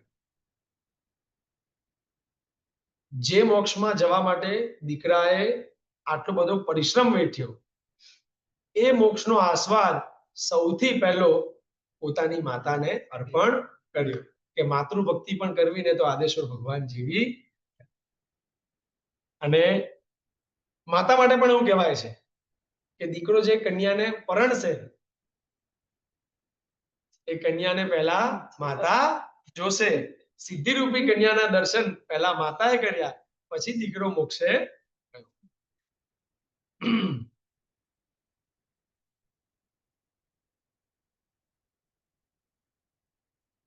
500 ભરત પુત્રો અને 700 ભરત પૌત્રો બધા જ સમવસરણમાં એ દેશના સાંભળીને દીક્ષા લે છે. એમાંથી ઋષભસેન વગેરે 84 ને પ્રભુ ગણધર પદે સ્થાપ્યા. બ્રાહ્મીને દીક્ષા લઈ અને પ્રથમ સાધ્વી બનાવ્યા. ભરત એ પહેલા શ્રાવક બન્યા. પોતાનું સ્ત્રી રત્ન બનાવવા માટેના લોભે સુંદરીને દીક્ષા આપવાને અટકાવી સુંદરી શ્રાવિકા બની. તેને ચારિત્ર પ્રાપ્ત ન થયું એટલે ચારિત્ર મોહનીય કર્મ તોડવા માટે 60,000 વર્ષ સુધી આંબિલનું તપ એ કરે છે. સુંદરીના મોહમાં, સુંદરીના રૂપના મોહમાં ભરત મહારાજા છે, એટલા માટે પોતાનું રૂપ જતું રહે એટલા માટે થઈને સુંદરી 60,000 વર્ષ સુધી આંબિલનું તપ કરે છે, જેથી કરીને એનું ચારિત્ર મોહનીય કર્મ દૂર થાય. ચક્રરત્ન ભરત રાજાની આયુધશાળામાં પ્રવેશતું નથી, કેમ કે પોતાના 99 ભાઈઓને જીતવાના બાકી છે. 6 ખંડના સ્વામી, બાકી બધું જીતાઈ ગયું છે, પણ પોતાના 99 ભાઈઓને જીત્યા નથી. એટલે પોતાના 99 ભાઈઓને મેસેજ મોકલાવે છે કે તમે બધા મારી આજ્ઞામાં આવી જાઓ, તમારું રાજ્ય મને આપી દો, જેથી કરીને મારું ચક્રરત્ન આયુધશાળામાં પ્રવેશ થાય. અને એ વખતે બધા ભાઈઓ આદેશ્વર પ્રભુ પાસે જઈ અને એમની આજ્ઞા, એમની સલાહ લેવા માટે જાય છે. પરમાત્મા એવી સરસ મજાની દેશના ફરમાવે છે કે 98 જણાએ તો દીક્ષા લઈ લીધી અને સંસારનો ત્યાગ કર્યો અને પોતાનું રાજ્ય ભરત મહારાજાને આપી દીધું. પણ બાહુબલી તૈયાર થતા નથી અને ચક્રરત્ન આયુધશાળામાં પ્રવેશતું નથી. ભરત મહારાજા સંદેશો મોકલાવે છે કે તમે શરણે આવો, મારી આજ્ઞા સ્વીકારો. બાહુબલી માનતા નથી. બંને ભાઈઓ વચ્ચે 12 વર્ષ સુધી યુદ્ધ ચાલે છે. હજારોની, લાખોની સંખ્યામાં સૈન્ય લોહી લુહાણ થાય છે. છેવટે ઇન્દ્ર મહારાજા ઇન્વોલ્વ થાય છે કે જે આદેશ્વર ભગવાન તીર્થંકર પરમાત્મા અહિંસાના પ્રવર્તક એવા આદેશ્વર ભગવાનના તમે દીકરા ભરત અને બાહુબલી, તમે આવી રીતે ઝઘડો, આ શોભતું નથી. એ બંને જણા વચ્ચે તમે બંને જણા લડી લો. બંને જણા વચ્ચે અલગ અલગ રાઉન્ડની ફાઇટ થાય છે. આમ તો ચક્રવર્તી ભરતનું બળ વધારે હોય, પરંતુ બાહુબલીએ ભૂતકાળના ભવોમાં સાધુ સાધુજી ભગવતી જે વૈયાવચ કરી હતી, એ વૈયાવચના કારણે એનું બાહુબળ સવિશેષ હતું. અને અલગ અલગ દાવો અજમાવવા છતાં જ્યારે ભરત હારવા લાગે છે, ત્યારે પોતાની પાસે જે ચક્ર છે, એ ચક્ર પોતાના ભાઈ ઉપર છોડે છે. અને સેમ કુળમાં હોઈએ તો એ ચક્રની અસર થાય નહીં, એટલે ચક્ર પાછું ફરે છે. પરંતુ એ નિયમ બનાવ્યો હતો કે આ યુદ્ધ દરમિયાન કોઈ પણ વ્યક્તિ, એટલે બંનેમાંથી બાહુબલી કે ભરતે શસ્ત્રનો ઉપયોગ કરવો નહીં. પરંતુ ભરત મહારાજા શસ્ત્રનો ઉપયોગ કર્યો, નિયમનું ઉલ્લંઘન કર્યું, એટલે બાહુબલીને આવે છે ગુસ્સો. ભરતને પોતાના બાહુમાં જકડી લે છે. અહીંયા આગળ મોઢું છે, પોતાની બાહુપાશમાં જકડી રાખ્યા છે. ચક્રવર્તી જેવા ચક્રવર્તી બાહુબલીના બાહુપાશમાંથી છૂટી નથી શકતા અને પછી પોતાની મુઠ્ઠી ઉગામી છે કે આમ ખોબડી ઉપર મુઠ્ઠી મારું અને ચૂરે ચૂરા કરી નાખું એટલું બળ છે. મુઠ્ઠી ઉગામી છે અને એ જ સમય વિચાર આવે છે કે શેના માટે? કે ખરેખર આ જમીનના ટુકડા માટે, અને હું એટલે કોણ, મારા પિતા એટલે કોણ? અને આ વિચારે કહે છે કે ના, મારે આ બધું કઈ જોઈતું નથી. પોતાના ભાઈને તો છોડી દે છે, પણ એક ક્ષત્રિયનો બચ્ચો છે, મુઠ્ઠી ઉગામી હોય એટલે મુઠ્ઠી પાછી એમને મુકાય નહીં. એટલે આ મુઠ્ઠીને આમ મારવાની જગ્યાએ આ મુઠ્ઠીને અહીંયાથી પંચમુષ્ટિ લોચ કરી દે. અહંકાર છે. દીક્ષા હવે લઉં તો મારી પહેલા 98 ભાઈઓ એ તો કેવલી થઈ ગયા છે, એટલે એ કેવલી ગુરુ ભગવંતનું મારે વંદન કરવા જ પડે. તો હું પણ હવે કેવળ જ્ઞાન પ્રાપ્ત કરીને પછી જ જાઉં, એટલે મારે મારા નાના ભાઈઓને વંદન કરવા પડે નહીં. ક્ષત્રિયનો બચ્ચો છે, એના મનમાં આ એક સામાન્ય અહંકાર રહેવાનો ને રહેવાનો, અને એ વખતે પોતે સાધનામાં લીન થઈ જાય છે. એવી અજોડ સાધના કરે છે. દાઢીના વાળોમાં ચકલીઓએ માળો બનાવ્યો છે, ઝાડપાન ઉગી ગયા છે. આટલું બધું એક ધ્યાનસ્થ અવસ્થામાં એ બાહુબલી રહ્યા છે. અને એ વખતે વીરા મોરા ગજ થકી હેઠા ઉતરો. બંને બહેનો આવી છે. બેન આવી અને સમજાવે છે, વીરા મોરા ગજ થકી હેઠા ઉતરો. આટલું બોલે છે ત્યારે અહંકાર રૂપી હાથી ઉપર જે હું ચઢેલો છું એના ઉપરથી મારે નીચે ઉતરવાનું છે, એવી રીતનો ભાવ મારી બહેન મને કહે છે. એ સમજે છે કે એટલે હું ક્યાં અહંકાર કરું છું. પછી યાદ આવ્યું કે હું અહીંયા સાધનામાં એટલા જ માટે છું કારણ કે મારે કેવળ જ્ઞાન જોઈએ છે. કેવળ જ્ઞાન આમ ચક્કર મારતું જતું કે બસ હવે એન્ટર થવું જ છે. સહેજ અહંકાર છોડે એટલે કેવળ જ્ઞાન એન્ટર થાય. પહેલું પગલું માંડે છે કે ચાલો હું જઉં, ભલે મારે મારા ભાઈઓને વંદન કરવા પડે. પહેલું ડગલું માંડે છે ત્યાં એમને પણ કેવળ જ્ઞાન થઈ. આપણે આપણા જીવનમાં અહંકારને દૂર કરીએ તો આપણા પણ જીવનમાં અનેક એવા ગુણો જે આવવા માટે રાહ જોતા હશે તે આવવાનું ચાલુ કરી દેશે. અડીસા ભવનમાં ભરત મહારાજાને પણ કેવળ જ્ઞાનની પ્રાપ્તિ થાય છે. આયુષ્યકાળ ઋષભદેવ પ્રભુ 20 લાખ પૂર્વ કુમાર અવસ્થામાં રહ્યા, 83 લાખ પૂર્વ રાજ્ય અવસ્થામાં રહ્યા, 83 લાખ પૂર્વ ગૃહસ્થ અવસ્થામાં રહ્યા, 1000 વર્ષ સાધના કાળમાં છદ્મસ્ત પર્યાયમાં રહ્યા, 1 લાખ પૂર્વમાં 1000 વર્ષ ઓછા એટલો સમય કેવળી અવસ્થામાં રહ્યા. આમ પ્રભુનું કુલ આયુષ્ય 84 લાખ પૂર્વનું હતું. આ અવસર પેણીના સુષમ દુષમ નામના ત્રીજા આરાને પૂર્ણ થવાને 89 પખવાડિયા બાકી હતા. ત્યારે પોષ વદ 13 ના દિવસે અષ્ટાવત પર્વતના શિખર ઉપર 10,000 સાધુઓ સાથે નિર્જળા 6 ઉપવાસનો તપ કરી અભિજીત નક્ષત્રમાં પલ્યંકાસને દિવસના આગલા પ્રહરે પ્રભુ નિર્વાણ પામ્યા. બોલો શ્રી આદેશ્વર ભગવાન કી જય. ઇન્દ્રનું સિંહાસન ચલાયમાન થયું. અવધિ જ્ઞાનનો ઉપયોગ મૂક્યો. અગ્ર મહિષી લોકપાલ વગેરેના દેવોને પરિવાર સહિત આવી પ્રભુના શરીરને પ્રદક્ષિણા આપી. ઈશાનેન્દ્ર વગેરે દેવો પણ ત્યાં આવ્યા. ઇન્દ્રે ભવનપતિ વ્યંતર જ્યોતિષ વૈમાનિક દેવો સાથે નંદનવનથી ઘોષિત ચંદનના લાકડા મંગાવી 3 ચિતા તૈયાર કરાવી. એક ચિતામાં તીર્થંકર શરીર માટે, બીજા ગંધર્વના શરીર માટે અને ત્રીજી બાકીના મુનિઓના શરીર માટે 3 શિબિકા તૈયાર કરી લક્ષણયુક્ત વસ્ત્ર ઓઢાડી અને વિધિ સંપન્ન કરી. અગ્નિકુમાર દેવોએ અગ્નિ પ્રગટાવી, વાયુકુમાર દેવો વાયુ વિકુર્યો અને અન્ય દેવોએ ચિતાને ઠારી. સૌધર્મા આદિ ઇન્દ્રોએ યથાયોગ્ય પ્રભુની દાઢાઓ અને શેષ દેવોએ અસ્થિ લીધા. ઇન્દ્રે 3 રત્નમય સ્તૂપ બનાવ્યા. નંદીશ્વર દ્વીપે જઈ 28 મહોત્સવ કર્યો.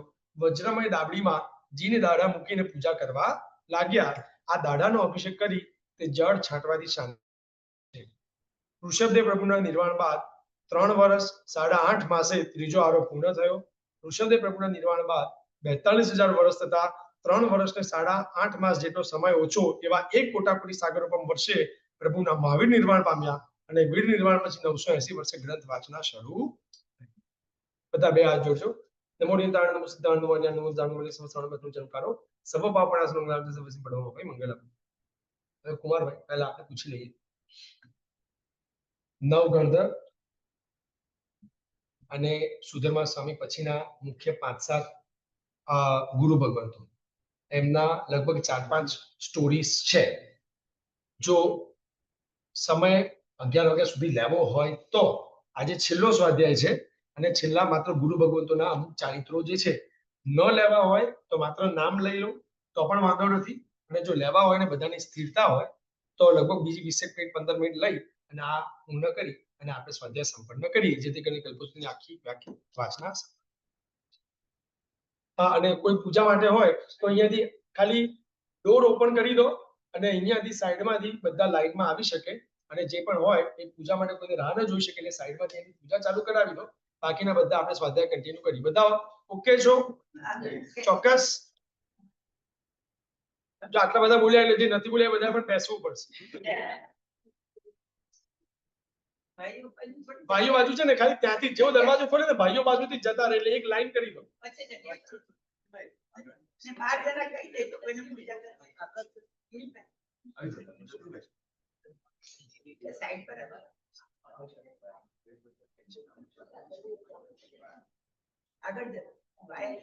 આ બાજુથી યસ ત્યાં આગળ છે ને ભાઈ એક ભાઈ અહીંયા બેસી જાઓ પાછળ. બસ આ બસ ખ્યાલ રાખજો. અને ધૂપ દીપમાં કોઈ લેતા નહીં હોતા. ગરદન છે ને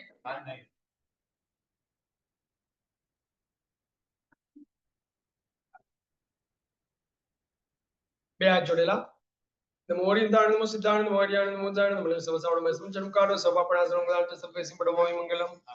આવતીકાલે સવારે ઔષધ વ્રતની આરાધના મુનીશ્વર સ્વામી જીનાલય સેન્ટર ઉપર કરવામાં આવશે. ડિટેલ્સ બધી ઈમેલમાં આવશે, તો જે પણ ભાગ્યશાળી જોડાઈ શકશે. ગણ એટલે શું? એક વાંચનાવાળા સાધુઓનો સમુદાય એને ગણ કહેવાય. એક વાંચનાવાળા, બરાબર છે, સાધુઓનો સમુદાય એને એક ગણ કહેવાય. હવે પ્રભુ મહાવીરને ગણધર 11 હતા, પણ ગણ કેટલા હતા? 9. એમાં ઇન્દ્રભૂતિ ગૌતમથી લઈ વિચાર્યું માત્ર પુરુષો માટેના ઔષધની વાત હતી. પુરુષો માટેના ઔષધની વાત હતી. આવતીકાલે સવારે કેટલા વાગે છે ડિટેલ બધી ઈમેલમાં આવશે, એ બધા તમે ફોલો કરજો.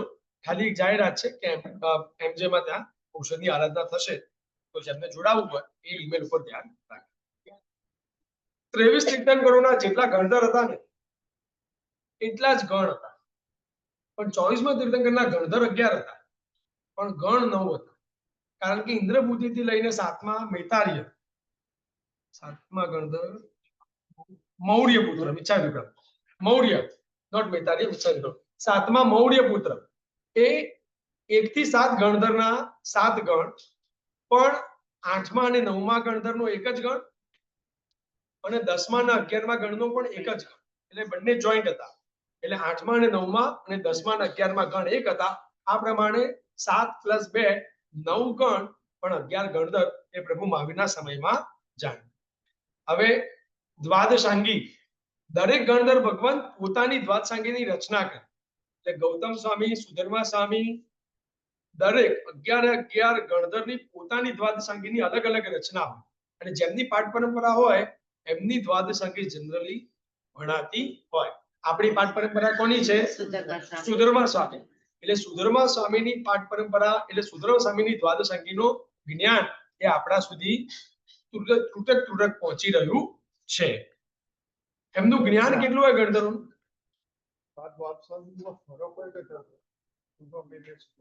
હા, તો જ અલગ હોય ને. ફરક હોય તો જ અલગ હોય. જો એક જ હોય તો અલગ કહેવાનો કોઈ એનો પ્રયોજન રહેતું નથી.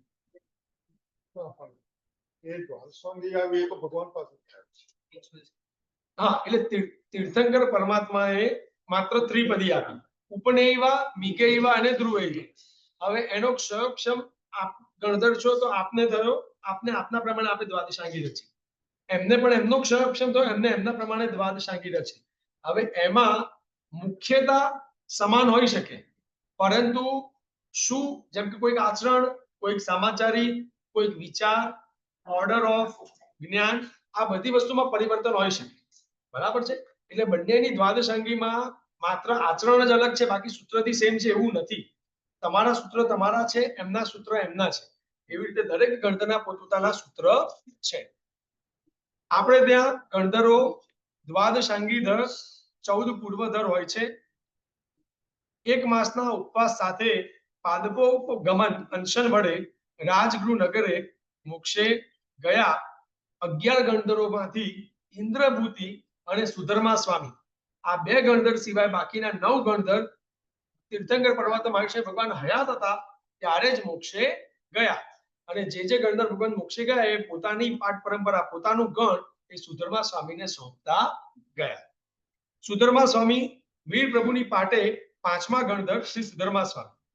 અગ્નિ વૈશાયન નામનું ગોત્ર, ઉલ્લાગ નગરમાં ધમ્મિલ નામે બ્રાહ્મણ, ભદ્રીલા નામે સ્ત્રી, તેમના પુત્રે સુધર્મા સ્વામીએ 14 વિદ્યાના પારંગામી હતા. 50 વર્ષે પ્રભુ પાસે દીક્ષા લીધી.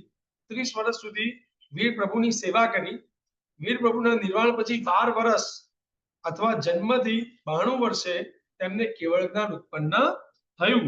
8 વર્ષ કેવલીપણું પાળ્યું અને 100 વર્ષનું આયુષ્ય પૂર્ણ કરી અને જંબુ સ્વામીની તેઓ પાઠ આપીને આગળ ગયા. જંબુ સ્વામી, આર્ય જંબુ સ્વામી, ગોત્ર કાશ્યપ, રાજગૃહ નગરમાં ઋષભદત્ત નામે શેઠ હતો.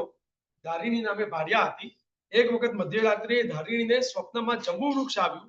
પ્રાતઃકાળે ઋષભદત્તને સ્વપ્નની વાત કરી તો એમને એમની બુદ્ધિ અનુસાર કીધું કે તને જંબુ સરિકા ગુણવાળો પુત્ર પ્રાપ્ત થશે.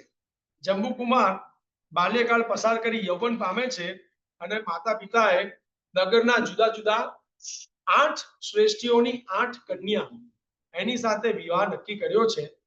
હવે જંબુ કુમારનું 8 કન્યાઓ સાથે વેવિશાળ નક્કી થયું છે. લગ્ન લેવાવાના છે. આ બાજુ સુધર્મા સ્વામીની દેશનામાં જંબુ કુમાર ગયા છે. એ દેશનાના પદો સાંભળી અને પોતાને વૈરાગ્ય જાગ્યો છે, દીક્ષા લેવાની ભાવના થઈ છે. 8 કન્યાઓ સાથે લગ્ન નક્કી થઈ ગયું છે. દેશના સાંભળીને દીક્ષા લેવાની ભાવના થઈ છે. પાછા આવે છે, ત્યાં ઊભા થાય છે દેશનામાં અને કહે છે કે મારે દીક્ષા લેવી છે. તો કહે છે કે ભાઈ શુભસ્ય શીઘ્રમ, જે વિચાર આવ્યો છે એમાં સહેજ પણ પ્રમાદ કરતા નહીં. એના માટેનો સંસ્કૃત શબ્દ અહીંયા આગળ મુકાવ્યો છે, માં પડિબંધમ પુનઃ, સારી ભાવનાઓને તું વિલંબ ના કર. આવી રીતનું સુધર્મા સ્વામી એમને પ્રોત્સાહન આપે છે. તો એ કહે છે કે મા બાપની રજા લઈ લે, કે કમસે કમ માતા પિતાની રજા તો લઈ લઉં. એટલે માતા પિતાની રજા લેવા માટે જાય છે. ત્યાં રસ્તામાં આયુધ શાળામાંથી કોઈ પ્રેક્ટિસ કરતા હોય એવો આખો લોખંડનો ગોળો કોઈકે ફેંક્યો હોય છે અને જસ્ટ એમની આગળ એ ગોળો પડે છે. કદાચ સેકન્ડ્સનો ફરક હોત તો એ ગોળો એમના માથે પડે અને આયુષ્યના રામ રમી જતે. આ દ્રશ્ય જોઈને એમને એમ થાય છે કે આયુષ્યનો કોઈ ભરોસો નથી. આયુષ્ય એ પરપોટા જેવું છે. અને એટલા જ માટે પાછા સુધર્મા સ્વામી પાસે જઈ અને બ્રહ્મચર્ય વગેરેનું વ્રત લે છે. પછી પાછા માતા પિતા પાસે જાય છે કે જેથી કરીને અડધી દીક્ષા તો થઈ જાય. અને માતા પિતા પાસે જઈ રજા લે છે. માતા પિતા કહે છે કે રજા મળશે નહીં, અમે તો તમારું લગ્ન નક્કી કરી દીધા છે. ત્યારે ખૂબ સમજાવે છે, ના પાડે છે. છેવટે કહે છે કે એક કામ કરો, તમે ખાલી 8 કન્યાઓ સાથે એક વખત મીટિંગ કરી વાત કરી લો. કહે છે કે હું વાત કરવા તો જ તૈયાર છું જો એ લોકો એવી રીતે માનવા તૈયાર હોય કે હું લગ્નના પંથે આગળ વધવા માટે સજ્જ છું અને હું મારા વિચારમાં ક્યાંય ખસવાનો નથી. એમને અત્યારે લગ્ન મોકૂફ રાખવા હોય, ન કરવા હોય તો ચોક્કસ કોઈ વાંધો નથી.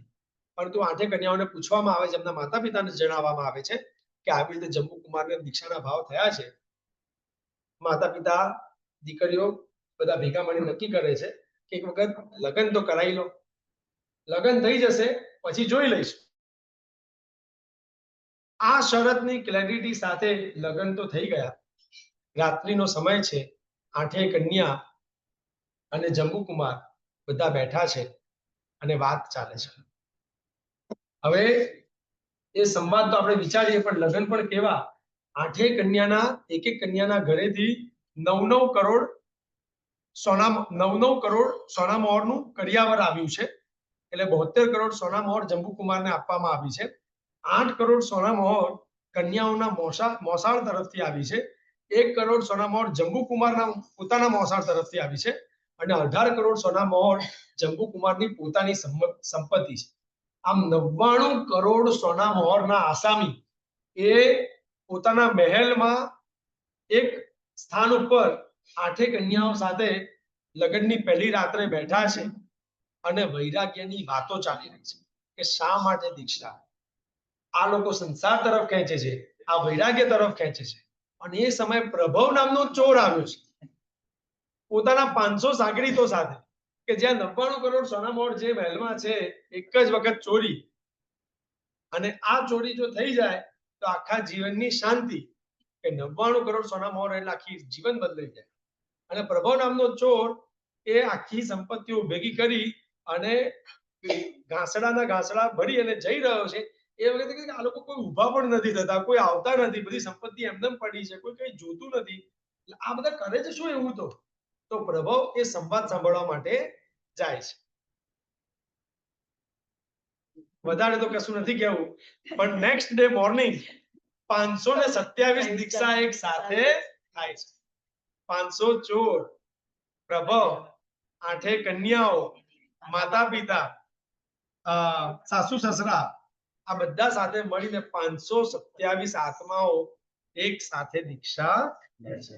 ખરેખર શું વૈરાગ્યની કેવો ધોધ વહેતો હશે, કેવું નાયા હશે કે આમ સામે અમન સમાન સંપત્તિ છે, ચોરીની આદત છે, ચોર છે, બધું પતી ગયું છે, લગ્ન થઈ ગયા છે, કન્યાઓ માટે રૂપના અંબર જેવી કન્યાઓ છે, શ્રેષ્ઠી વડોની નગર શેઠની કન્યાઓ છે, અને આ બધું સામે છે. પણ જંબુ કુમારને માત્ર વૈરાગ્યમાં રસ છે અને રસ બીજાને પણ પીરસી શક્યા. 16 વર્ષ ગૃહસ્થ અવસ્થામાં, 20 વર્ષ પીછા નીકળો.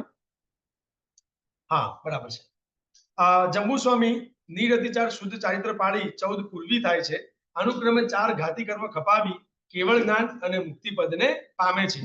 જંબુ સ્વામી પછી પ્રભવ સ્વામી થયા. 16 વર્ષ ગૃહસ્થ અવસ્થામાં, 20 વર્ષ સદમસ્ત અવસ્થામાં, 44 વર્ષ કેવલીપણામાં રહી અને 80 વર્ષનું આયુષ્ય પરિપૂર્ણ થતા પોતાની પાસે પ્રભવ સ્વામીને સ્થાપીને જંબુ સ્વામીજી મોક્ષે ગયા. મહાવીર પ્રભુના નિર્વાણ પછી 12 વર્ષ ગૌતમ સ્વામી, 30 વર્ષે સુધર્મા સ્વામી અને 64 વર્ષે જંબુ સ્વામી મોક્ષે ગયા. જંબુ સ્વામીનો મોક્ષ થયો ત્યાર પછી 10 વસ્તુ ગેરહાજર થઈ, એટલે જંબુ સ્વામી છેલ્લો મોક્ષ. મનોપર્યવ જ્ઞાન, પરમાવધિ જ્ઞાન, પુલાક લબ્ધિ, આહારક શરીર લબ્ધિ, ક્ષપક શ્રેણી, ઉપસમ શ્રેણી, જીનકલ્પ, સંયમત્રિક, કેવળ જ્ઞાન અને મોક્ષ, આ 10 વસ્તુ આપણા બધા વચ્ચેથી ગેરહાજર થઈ છેલ્લા જંબુ સ્વામી મોક્ષે ગયા એ પછી. હવે પ્રભવ સ્વામી એટલે કોણ? વિચાર કરો. મહાવીર સ્વામી ભગવાનની ધારા, સુધર્મા સ્વામીની પાઠ પરંપરા, આગળ એ ચોર, એ પ્રભવ સ્વામી પણ કેવું એમને જીવન જીવ્યા હશે કે પોતે આપણી શાસન ધુરા, આખી જીન શાસનની ધુરા જેમને સંભાળી છે. ખરેખર આવા બધા મહાનુભાવો આત્માઓને આપણને વંદન કરવાની ઈચ્છા થાય. એમને આગળની પાઠ પરંપરા આ ખુખાર ચોર જૈન શાસનના યુગ પ્રધાન આચાર્ય બન્યા. તો સૌથી પહેલા યુગ પ્રધાન આચાર્ય એ આ પ્રભવ સ્વામી બન્યા. ત્યારબાદ એમને સ્વયંભવ સુરીજીને પાઠ પરંપરા આપી. આર્ય પ્રભવ સ્વામીજીએ પોતાના જ્ઞાન ઉપયોગથી રાજગૃહમાં યજ્ઞ કરતા સ્વયંભવને જોયા અને ત્યાં જઈ અને 2 સાધુઓને મોકલી અને કીધું, અહો કષ્ટમ તત્વમ ન જ્ઞાયતે પરમ. અહો કષ્ટમ તત્વમ ન જ્ઞાયતે પરમ. એનો અફસોસ એ છે કે એની વાત એ છે કે અફસોસ તત્વ શું છે તેમની તમને ખબર જ નથી. અને એ જે પંડિત છે એ પૂછે છે કે તમે શું કહેવા માંગો છો?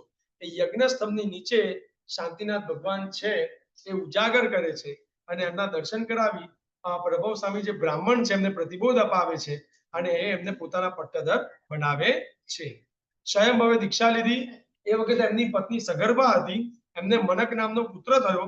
તેને દીક્ષા આપી. તે પુત્રનું આયુષ્ય અતિ અલ્પ હતું, એટલે પુત્રના પ્રભવ સુધરી જાય એના ખાતર સ્વયંભવ સૂર્યે 10 વૈકાલિક સૂત્રની રચના કરી અને પોતાની પાસે યશોભદ્ર સૂરીજીને આપી.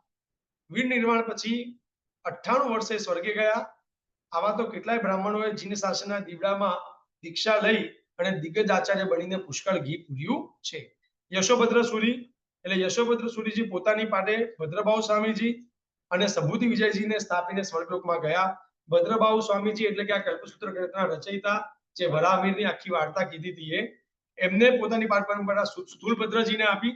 સ્થૂલભદ્રજી એટલે પાટલીપુત્ર શકટાલના મંત્રી એ ના પુત્ર એ સ્થૂલભદ્ર હતા. શકટાલ એ એવા મંત્રી હતા કે પ્રજાપ્રિય હતા. જે બધાના પ્રિય હોય ને એના કોઈ ઓપોઝ કરવા વાળા પણ મળે. અને એટલા જ માટે બહુ સારું કાર્ય કરે ને પછી આપણે બધા કહીએ થોડો કાળો ટીલો જરા લગાવી દેજો, બરાબર છે. એટલે આપણે બી નેમિના દાદાની જાત્રા કરીને આયા પછી આપણે બધાને એ પ્રભાવનામાં બધા મેમ્બરને કાળો ટીકો લગાવીશું. કારણ કે ઇતિહાસમાં રજીસ્ટર થઈ જશે બધાના નામ. બધાને ક્યાંય પણ એવું નજર ન લાગી જવી જોઈએ. એવું ઉત્કૃષ્ટ પ્રકારનું આ કામ કરી રહ્યા છે શકટાળ મંત્રી. પ્રજાપ્રિય મંત્રી છે, પણ અમુક મંત્રીઓને નથી ગમતું કે એમની ખાલી સરાહના થાય, એટલે વરરુચિ નામનો મંત્રી રાજાના કાન ભરે છે.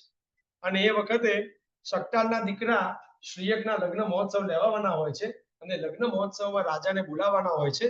અને રાજાને બોલાવવા માટે, એને ભેટ આપવા માટે વિશેષ પ્રકારના શસ્ત્રો એ સંતાડીને રાખવામાં આવે છે કે એ દિવસે ભેટ તરીકે આપીશું. અને આ વસ્તુનો ફાયદો વરરુચિ મંત્રી એવી રીતે ઉઠાવે છે, રાજાને જઈને કાન ભૂંભેણી કરે છે કે રાજા તમારી સામે બળવો કરવા માટે અને તમારું સિંહાસન છીનવી લેવા માટે થઈ અને આ શકટાળ મંત્રીનો કાવો દાવો છે, ષડયંત્ર છે. જો પોતે શસ્ત્રો છુપાવીને શું કરી રહ્યા છે. અને આ વાતની જ્યારે જાણ થાય છે ત્યારે રાજા એકદમ ગુસ્સામાં આવી અને શકટાળના આખા વંશને સાફ કરવા માટે તૈયાર થઈ જાય છે. નેક્સ્ટ ડે મોર્નિંગ આખું એક ડ્રામા કરવાનું હોય છે. એ શકટાળ પોતાના દીકરા શ્રીયકને કહી દે છે, કારણ કે હવે શકટાળ મંત્રીને ખબર પડી ગઈ કે જો આપણા આખો વંશ જતો રહે એના કરતા હવે સ્માર્ટ પગલું એ છે કે આપણા પરિવારના હાથમાંથી આ મંત્રી પદ જવું જોઈએ નહીં. કારણ કે વરરુચિ વગેરે મંત્રીઓ એ આપણા જૈન ધર્મના સજ્જનોના દ્વેષી છે. તો આપણે આપણો શાસન, આપણી વ્યવસ્થા છોડવી નથી.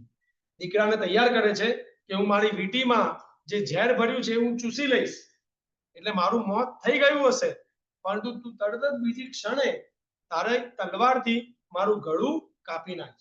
અરે પિતા, તમે શું વાત કરો છો? શ્રીયક કહે છે કે પિતા, મારા માટે આ શક્ય નથી. જો દીકરા, જો તું આવું નહીં કરે તો વરરુચિ વગેરે મંત્રીના હાથમાં મંત્રી પદ જશે તો આપણા ધર્મને ઘણું નુકસાન થશે. અને શ્રીયક પિતાની આજ્ઞાથી તૈયાર થઈ જાય છે. નેક્સ્ટ ડે મોર્નિંગ જ્યારે શકટાળ મંત્રી રાજા પાસે ગયો હોય છે, જેવું માથું ઝુકાવે છે એવો દીકરો એ તલવારથી પિતાના શરીરના ધડ સાથે અલગ કરી દે છે.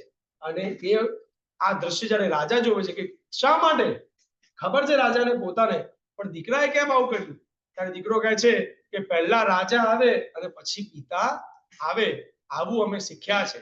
અને આ સાંભળી અને રાજાને એની ઉપર ગર્વ થાય છે કે હવે આગળનું મંત્રી પદ એ તું જ સ્વીકાર કર. અને ત્યારે શ્રીયક કહે છે કે મારાથી મારો મોટો ભાઈ છે સ્થૂલીભદ્ર, તમે એને કહો એ સ્વીકાર કરશે, મારે સ્વીકાર કરવું નથી. અને જે તલવારમાં લોહી છે એ જ તલવાર સાથે શ્રીયક સ્થૂલીભદ્રને મળવા જાય છે. ક્યાં આગળ? રૂપકોશાના મહેલમાં.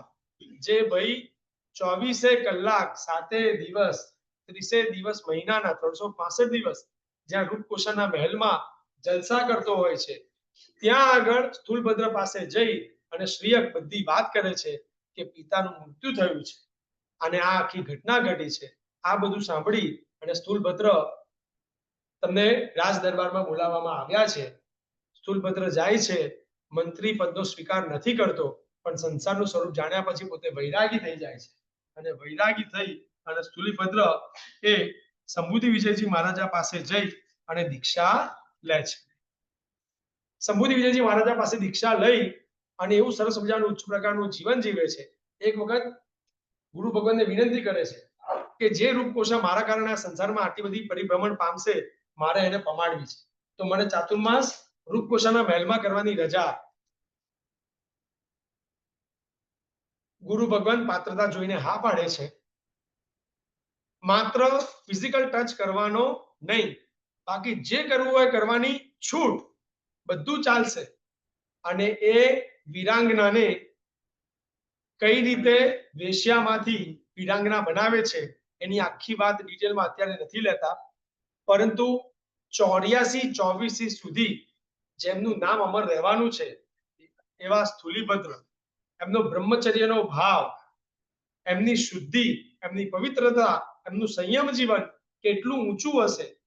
જ્યારે મહેલમાં આ બાજુથી જાઓ, આ બાજુથી જાઓ, કેટલું ઊંચું હશે કે આ 24 ના તીર્થંકર ગઈ 24 ના આવતી 24 ત્રણ 24 યાદ રહેવા, જ્યારે સ્થૂલીભદ્ર 84-24 સુધી અમર રહેવાના. એ સ્થૂલીભદ્ર એમને પાઠ પરંપરા આગળ મળે છે. હવે વધારે સમય ન લેતા માત્ર નામ લઈ, જ્યારે એ ચાતુર્માસ કરીને પાછા આવે છે ત્યારે એમના ગુરુ ભગવાન સામેથી જાય છે, દુષ્કર અને એમના પેરેલલ સિંહ ગુફાવાસી મુનિ જે ચાતુર્માસ સિંહની ગુફાની ઉપર કરે છે. સિંહ ગમે ત્યારે પસાર થતો હોય તો ખાઈ ન જાય, પરંતુ પોતાની અંદરની સંયમની અહિંસાનું પાલન એવું. અને એવી જ રીતે બીજા કુવા ઉપર બેઠેલા, સર્પ પાસે ઉભેલા, એ તો અલગ અલગ ત્રણેય મુનિ ગયા. એ બધા મુનિ ચાતુર્માસ કરીને પાછા આવ્યા તો માત્ર દુષ્કર કીધું, પરંતુ સ્થૂલીભદ્રજીને દુષ્કર એવું કીધું. ત્યારે ઈર્ષ્યાથી સિંહ ગુફાવાસી મુનિને અને એમને પણ રજા માંગી અને પોતે રૂપકોશાને ત્યાં ગયા. પણ જેવો દરવાજો ખોલ્યો, રૂપકોશાને જોઈ ત્યાં આગળ એમને સંયમ છોડી દેવાની ભાવના થઈ, સંસાર માંડવાની ભાવના થઈ. આ સ્થૂલીભદ્ર આવા ઉત્તમ મહાત્મા જે શાસનને પ્રાપ્ત થયા છે. એ પછી પ્રભવ સ્વામીજી, સ્વયંભવ સ્વામીજી, યશોભદ્ર સુરીજી, સંબુધિ વિજયજી, ભદ્રબાહુ સ્વામીજી, સ્થૂલભદ્રજી, એ પછી આર્ય મહાગીરી, આર્ય સુવસ્તી પછી આર્ય સંબુધિ વિજય, આર્ય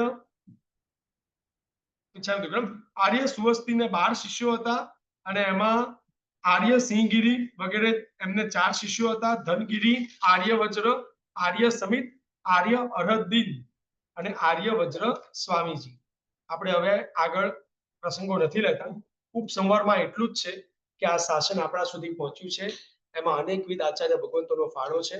આ દીવડો આજે પણ પ્રજ્વલિત રહ્યો છે એ આચાર્ય ભગવંતે એમના જીવનના, એમની સાધનાના, એમના તપના, એમના જ્ઞાનના જે પણ પ્રાણ ન્યોછાવર કરી અને આ દીવડાને પ્રજ્વલિત રાખ્યો છે, એ બધી સુધર્મા સ્વામીની પાઠ પરંપરામાં આવનાર ગુરુ ભગવંતોને આપણે નત મસ્તકે વંદન કરીએ.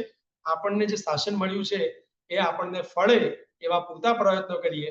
કલ્પ એટલે આચાર. જેટલું પણ જ્ઞાન લીધું એ જ્ઞાન બધું યાદ ન રહે, પણ ઓછું જ્ઞાન પણ વધારે આચરણમાં ફલીભૂત થાય એવા શુભ ભાવપૂર્વક મિત્રગુરુની આજ્ઞા કોઈ પણ બોલાવ્યું હોય એનું ત્રિવિધ ઈચ્છા ટુકડા માંગી આપના આત્મા રહેલા પરમાત્માને નમસ્કાર કરી અને હું વિરમું છું. બે હાથ જોડજો બધા. 21 વખત ગુરુમુખે આપણને કલ્પસૂત્ર સાંભળવા મળે. કલ્પસૂત્રના શ્રવણ કરતા કરતા મનના પરિણામો એટલા બધા સરસ મજાના પ્રફુલ્લિત થઈ જાય.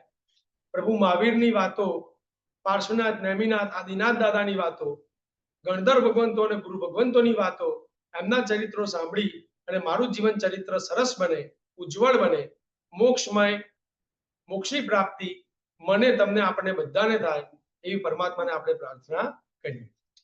સર્વ મંગલ માંગલ્યમ સર્વ કલ્યાણ કારણમ પ્રધાનમ સર્વ ધર્માણમ જૈનમ જયતી શાસનમ. બધા સાથે નવકાર મંત્ર બોલીશું. નમો હરિહંતાણમ, નમો સિદ્ધાણમ, નમો વાયવ્યાણમ, નમો ઉપસારાણમ, નમો લોય સસાણમ, કેશો પંચન મુખારો સર્વ પાપ પ્રણાશનો મંગલાણમ ચ સપ્રેસિમ પડમ હરિમંગલ. બોલો શ્રી મહાવીર સ્વામી ભગવાન કી જય. બોલો જીને શાસન દેવ કી જય. બે હાથ જોડેલા રાખજો. શ્રી ગૌતમ અષ્ટક છંદ. ગુરુ ગૌતમ પ્રત્યે અનન્ય પ્રીતિ છે.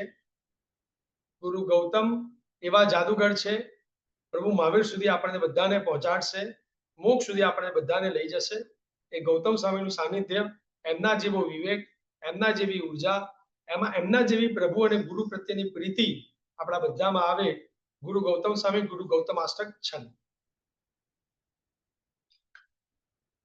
વીર जिनेश्वर केरो शिष्य गौतम नाम जपो निषदीश જોગી જે ગૌતમ નું ધ્યાન તો ગરવિલસે નવે નિદાન ગૌતમ નામે ગિરિવર ચડે મન વાંછિત હેલા સંપજે ગૌતમ નામે નાવેલો ગૌતમ નામે સર્વ સંજોગ જે વેરી વિરુઆ વંકડા તસ નામે નાવે ડુંકડા ભૂત પ્રેત નવી છંડે પ્રાણ તે ગૌતમ ના કરું વખાણ ગૌતમ નામે નિર્મળ કાય ગૌતમ નામે વાગે આય ગૌતમ જીન શાસન શણગાર ગૌતમ નામે જય જયકાર શારદાન સુરહાદ્રુત ગોળ મન વાંછિત કાપડ તંબોલ ગળ સુગર્ણી નિર્મળ છે ગૌતમ નામે પુત્ર વિનિત ગૌતમ ઉદયો અવિચલ ભાન ગૌતમ નામે જપો જગ જાન મોટા મંદિર મેરુ સમાન ગૌતમ નામે સફળ અભિયાન ગલ ઘોડાની જોડ વારું પહોંચે વાંછિત ગોળ મૈયલ માને મોટા રાય જો તૂટે ગૌતમ ના પાય ગૌતમ પ્રણમ્યા પાતક ટળે ઉત્તમ નરની સંગત મળે ગૌતમ નામે નિર્મળ જ્ઞાન ગૌતમ નામે ભાગ્યવાન પુણ્યવંત અવતારો સૌ ગુરુ ગૌતમ ના ગુણ છે બહુ કહે લાવણ્ય સમય કર જોડ ગૌતમ તૂટે સંપત્તિ કોડ ગૌતમ તૂટે સંપત્તિ કોડ ગૌતમ તૂટે સંપત્તિ કોડ બોલો ગુરુ ગૌતમ સ્વામી ભગવાન કી જય. પચકાણ ચોવ્યાર ઉપવાસ કોઈ છે ચોવ્યાર ઉપવાસ ચોવ્યાર ઉપવાસ ચોવ્યાર છઠ છે ચોવ્યાર તિવ્યાર છે ચોવ્યાર ઉપવાસ આજે કોઈને છે નથી તિવ્યાર ઉપવાસ હવે આમાં જેમને અઠમનું પચકાણ લીધું છે એ લોકો પછી લેજો જેમને છઠનું લેવું છે આજે આજથી એ લોકો અત્યારે હાથ જોડે જેમને આજનો ઉપવાસ છે અથવા તો આજે અને કાલે બંને દિવસ ઉપવાસના પચકાણ જોડે લેવા છે એ હાથ જોડે જેમને ગઈકાલે અઠમના લીધા હતા એ હમણાં ન જોડે આદેશ દિવસો છે ગુરુ આજ્ઞાથી સૂર્ય ઉગે અભત્તડમ ચટ્ટમ બત્તમ પચકાય તિમે પિયારમ અસણમ ખાંગસાણ તલમગણમ સહસાગન પાઇટાંગન મહતગન સૌસમ તેગાનેનમ પાણાર પૂર્જી સાત પૂર્જી સૂર્ય કે પૂર્મુડ હવરે મુડી કાંડ તલમગણમ સહસાગન પચ્છાનગ દિશાવન સાવન મહતગન સૌસમ તેગાનેનમ પાણસ્થ લેવણો અલેવણો ચમુલેવણો સચિતનવા સત્યમા બોસી રહી એકાશનું વ્યાસનું આંબે વિચાર દુગણા પહેલા અઠમના તપસ્વી લઈ લેજો અઠમના તપસ્વી જેમને ગઈકાલે અઠમનું લીધું હતું એમને આજનું પચકાણ પાણાર દિવસે તલમગણમ સહસાગન મહતગન સૌસમ તેગાનેનમ બોસી રહી એકાશનું વ્યાસનું આંબેલ છૂટાવાળા જેમને હજુ પચકાણ ને પાડ્યું એ બધા ઉકે સૂર્ય નમકાર સે પુરસે દાર પુરસે સૂર્ય કે પુરમોડે વડે મુડી સે મુસ્કાઈ અને તર પચકા મેં રોગણમ સહસાગનમ પચ્છના કાળન દિશા મોયનમ સાવવૈનમ મહત્તરકારણમ સવસય મધ્યાકારણમ પાણાર પુરસે સાત પુરસે સૂર્ય કે પુરમોડે વડે મુડી સે મુસ્કાઈ અને તર રોગણમ સહસાગનમ પચ્છના કાળન દિશા મોયનમ સાવવૈનમ મહત્તરકારણમ સવસંતકારણમ આઈમે ઉચકાય તર રોગણમ સહસાગનમ યાલેણમ યદ સસતમ મુકિત વિકરમ પડચોકન પાઇટાગનમ મહત્તરકારણમ સવસંતકારણમ એકાશને વ્યાસનમ પચકાય પચકામ દિવ્યમ પિયારમ અસનમ ખાઈમમ સાઈમમ અણતલમગણમ સહસાગરેણમ સાગરેણ આઉન્ટણ પસારેણમ ગુરુપુટાને પાઇટાગનમ મહત્તરકારણમ સવસંતકારણમ પાણસ્થ લેવડો અલેવડો અચ્છેનો બોલેનો સસ્તેનો સસ્તેનો મુસી રહી દિશાવકાશ્યમ ઓબોગમ પરિભોગમ મચગાતા ઓગણમ સહસાગરણમ મહત્તરકારણમ સવસંતકારણમ મુસી રહી દાણા ઓર્ગેનિક ચેન્ટરમ ઓગણમ સહસાગરણમ મહત્તરકારણમ સવસંતકારણમ મુસી રહી બધાના બે હાથ જોડે સંપ્રતિ વૈજ્ઞાનું ધૂન લે કાલે સંવત્સરી છે જે ભાવોને સ્પર્શવા માટે આપણે 7 દિવસથી મહેનત કરી રહ્યા છીએ બસ એ દિવસ આવી ગયો છે એમાં જે ભાવ છે મિચ્છામી દુક્કડમનો એને આપણે બધા સાથે મળીને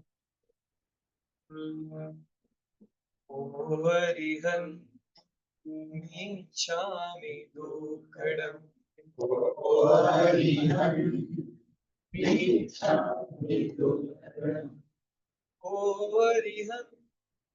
मिच्छामि दुक्कडम्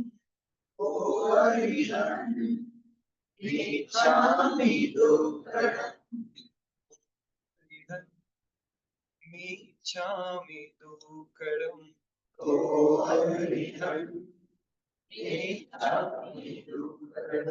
खामेमि मिच्छामि वन्दामि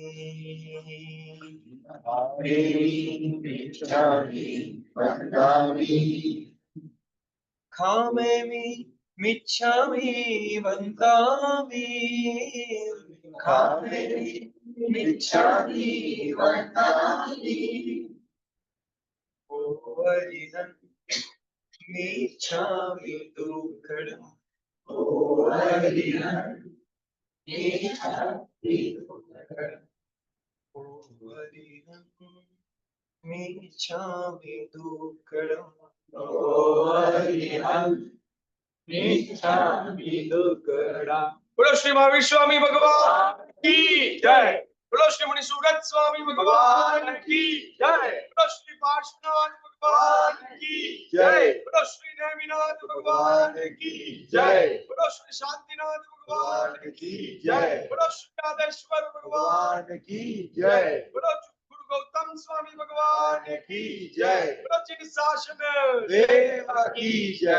પર્યુષણા મહા પર્વ કી જય. સંવત્સરી મહા પર્વ કી જય.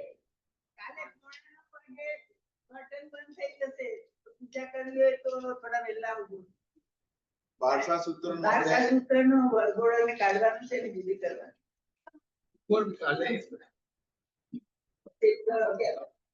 સોરી, કાલે મારી તબિયત થોડી બગડી હતી, સ્ટમક અપસેટ હતું એટલે આજે આવવાનો નહોતો, પણ આ લોકોએ બેકઅપ રાખ્યું હશે એટલે. પણ થોડી સારી લાગી છે તો આવી.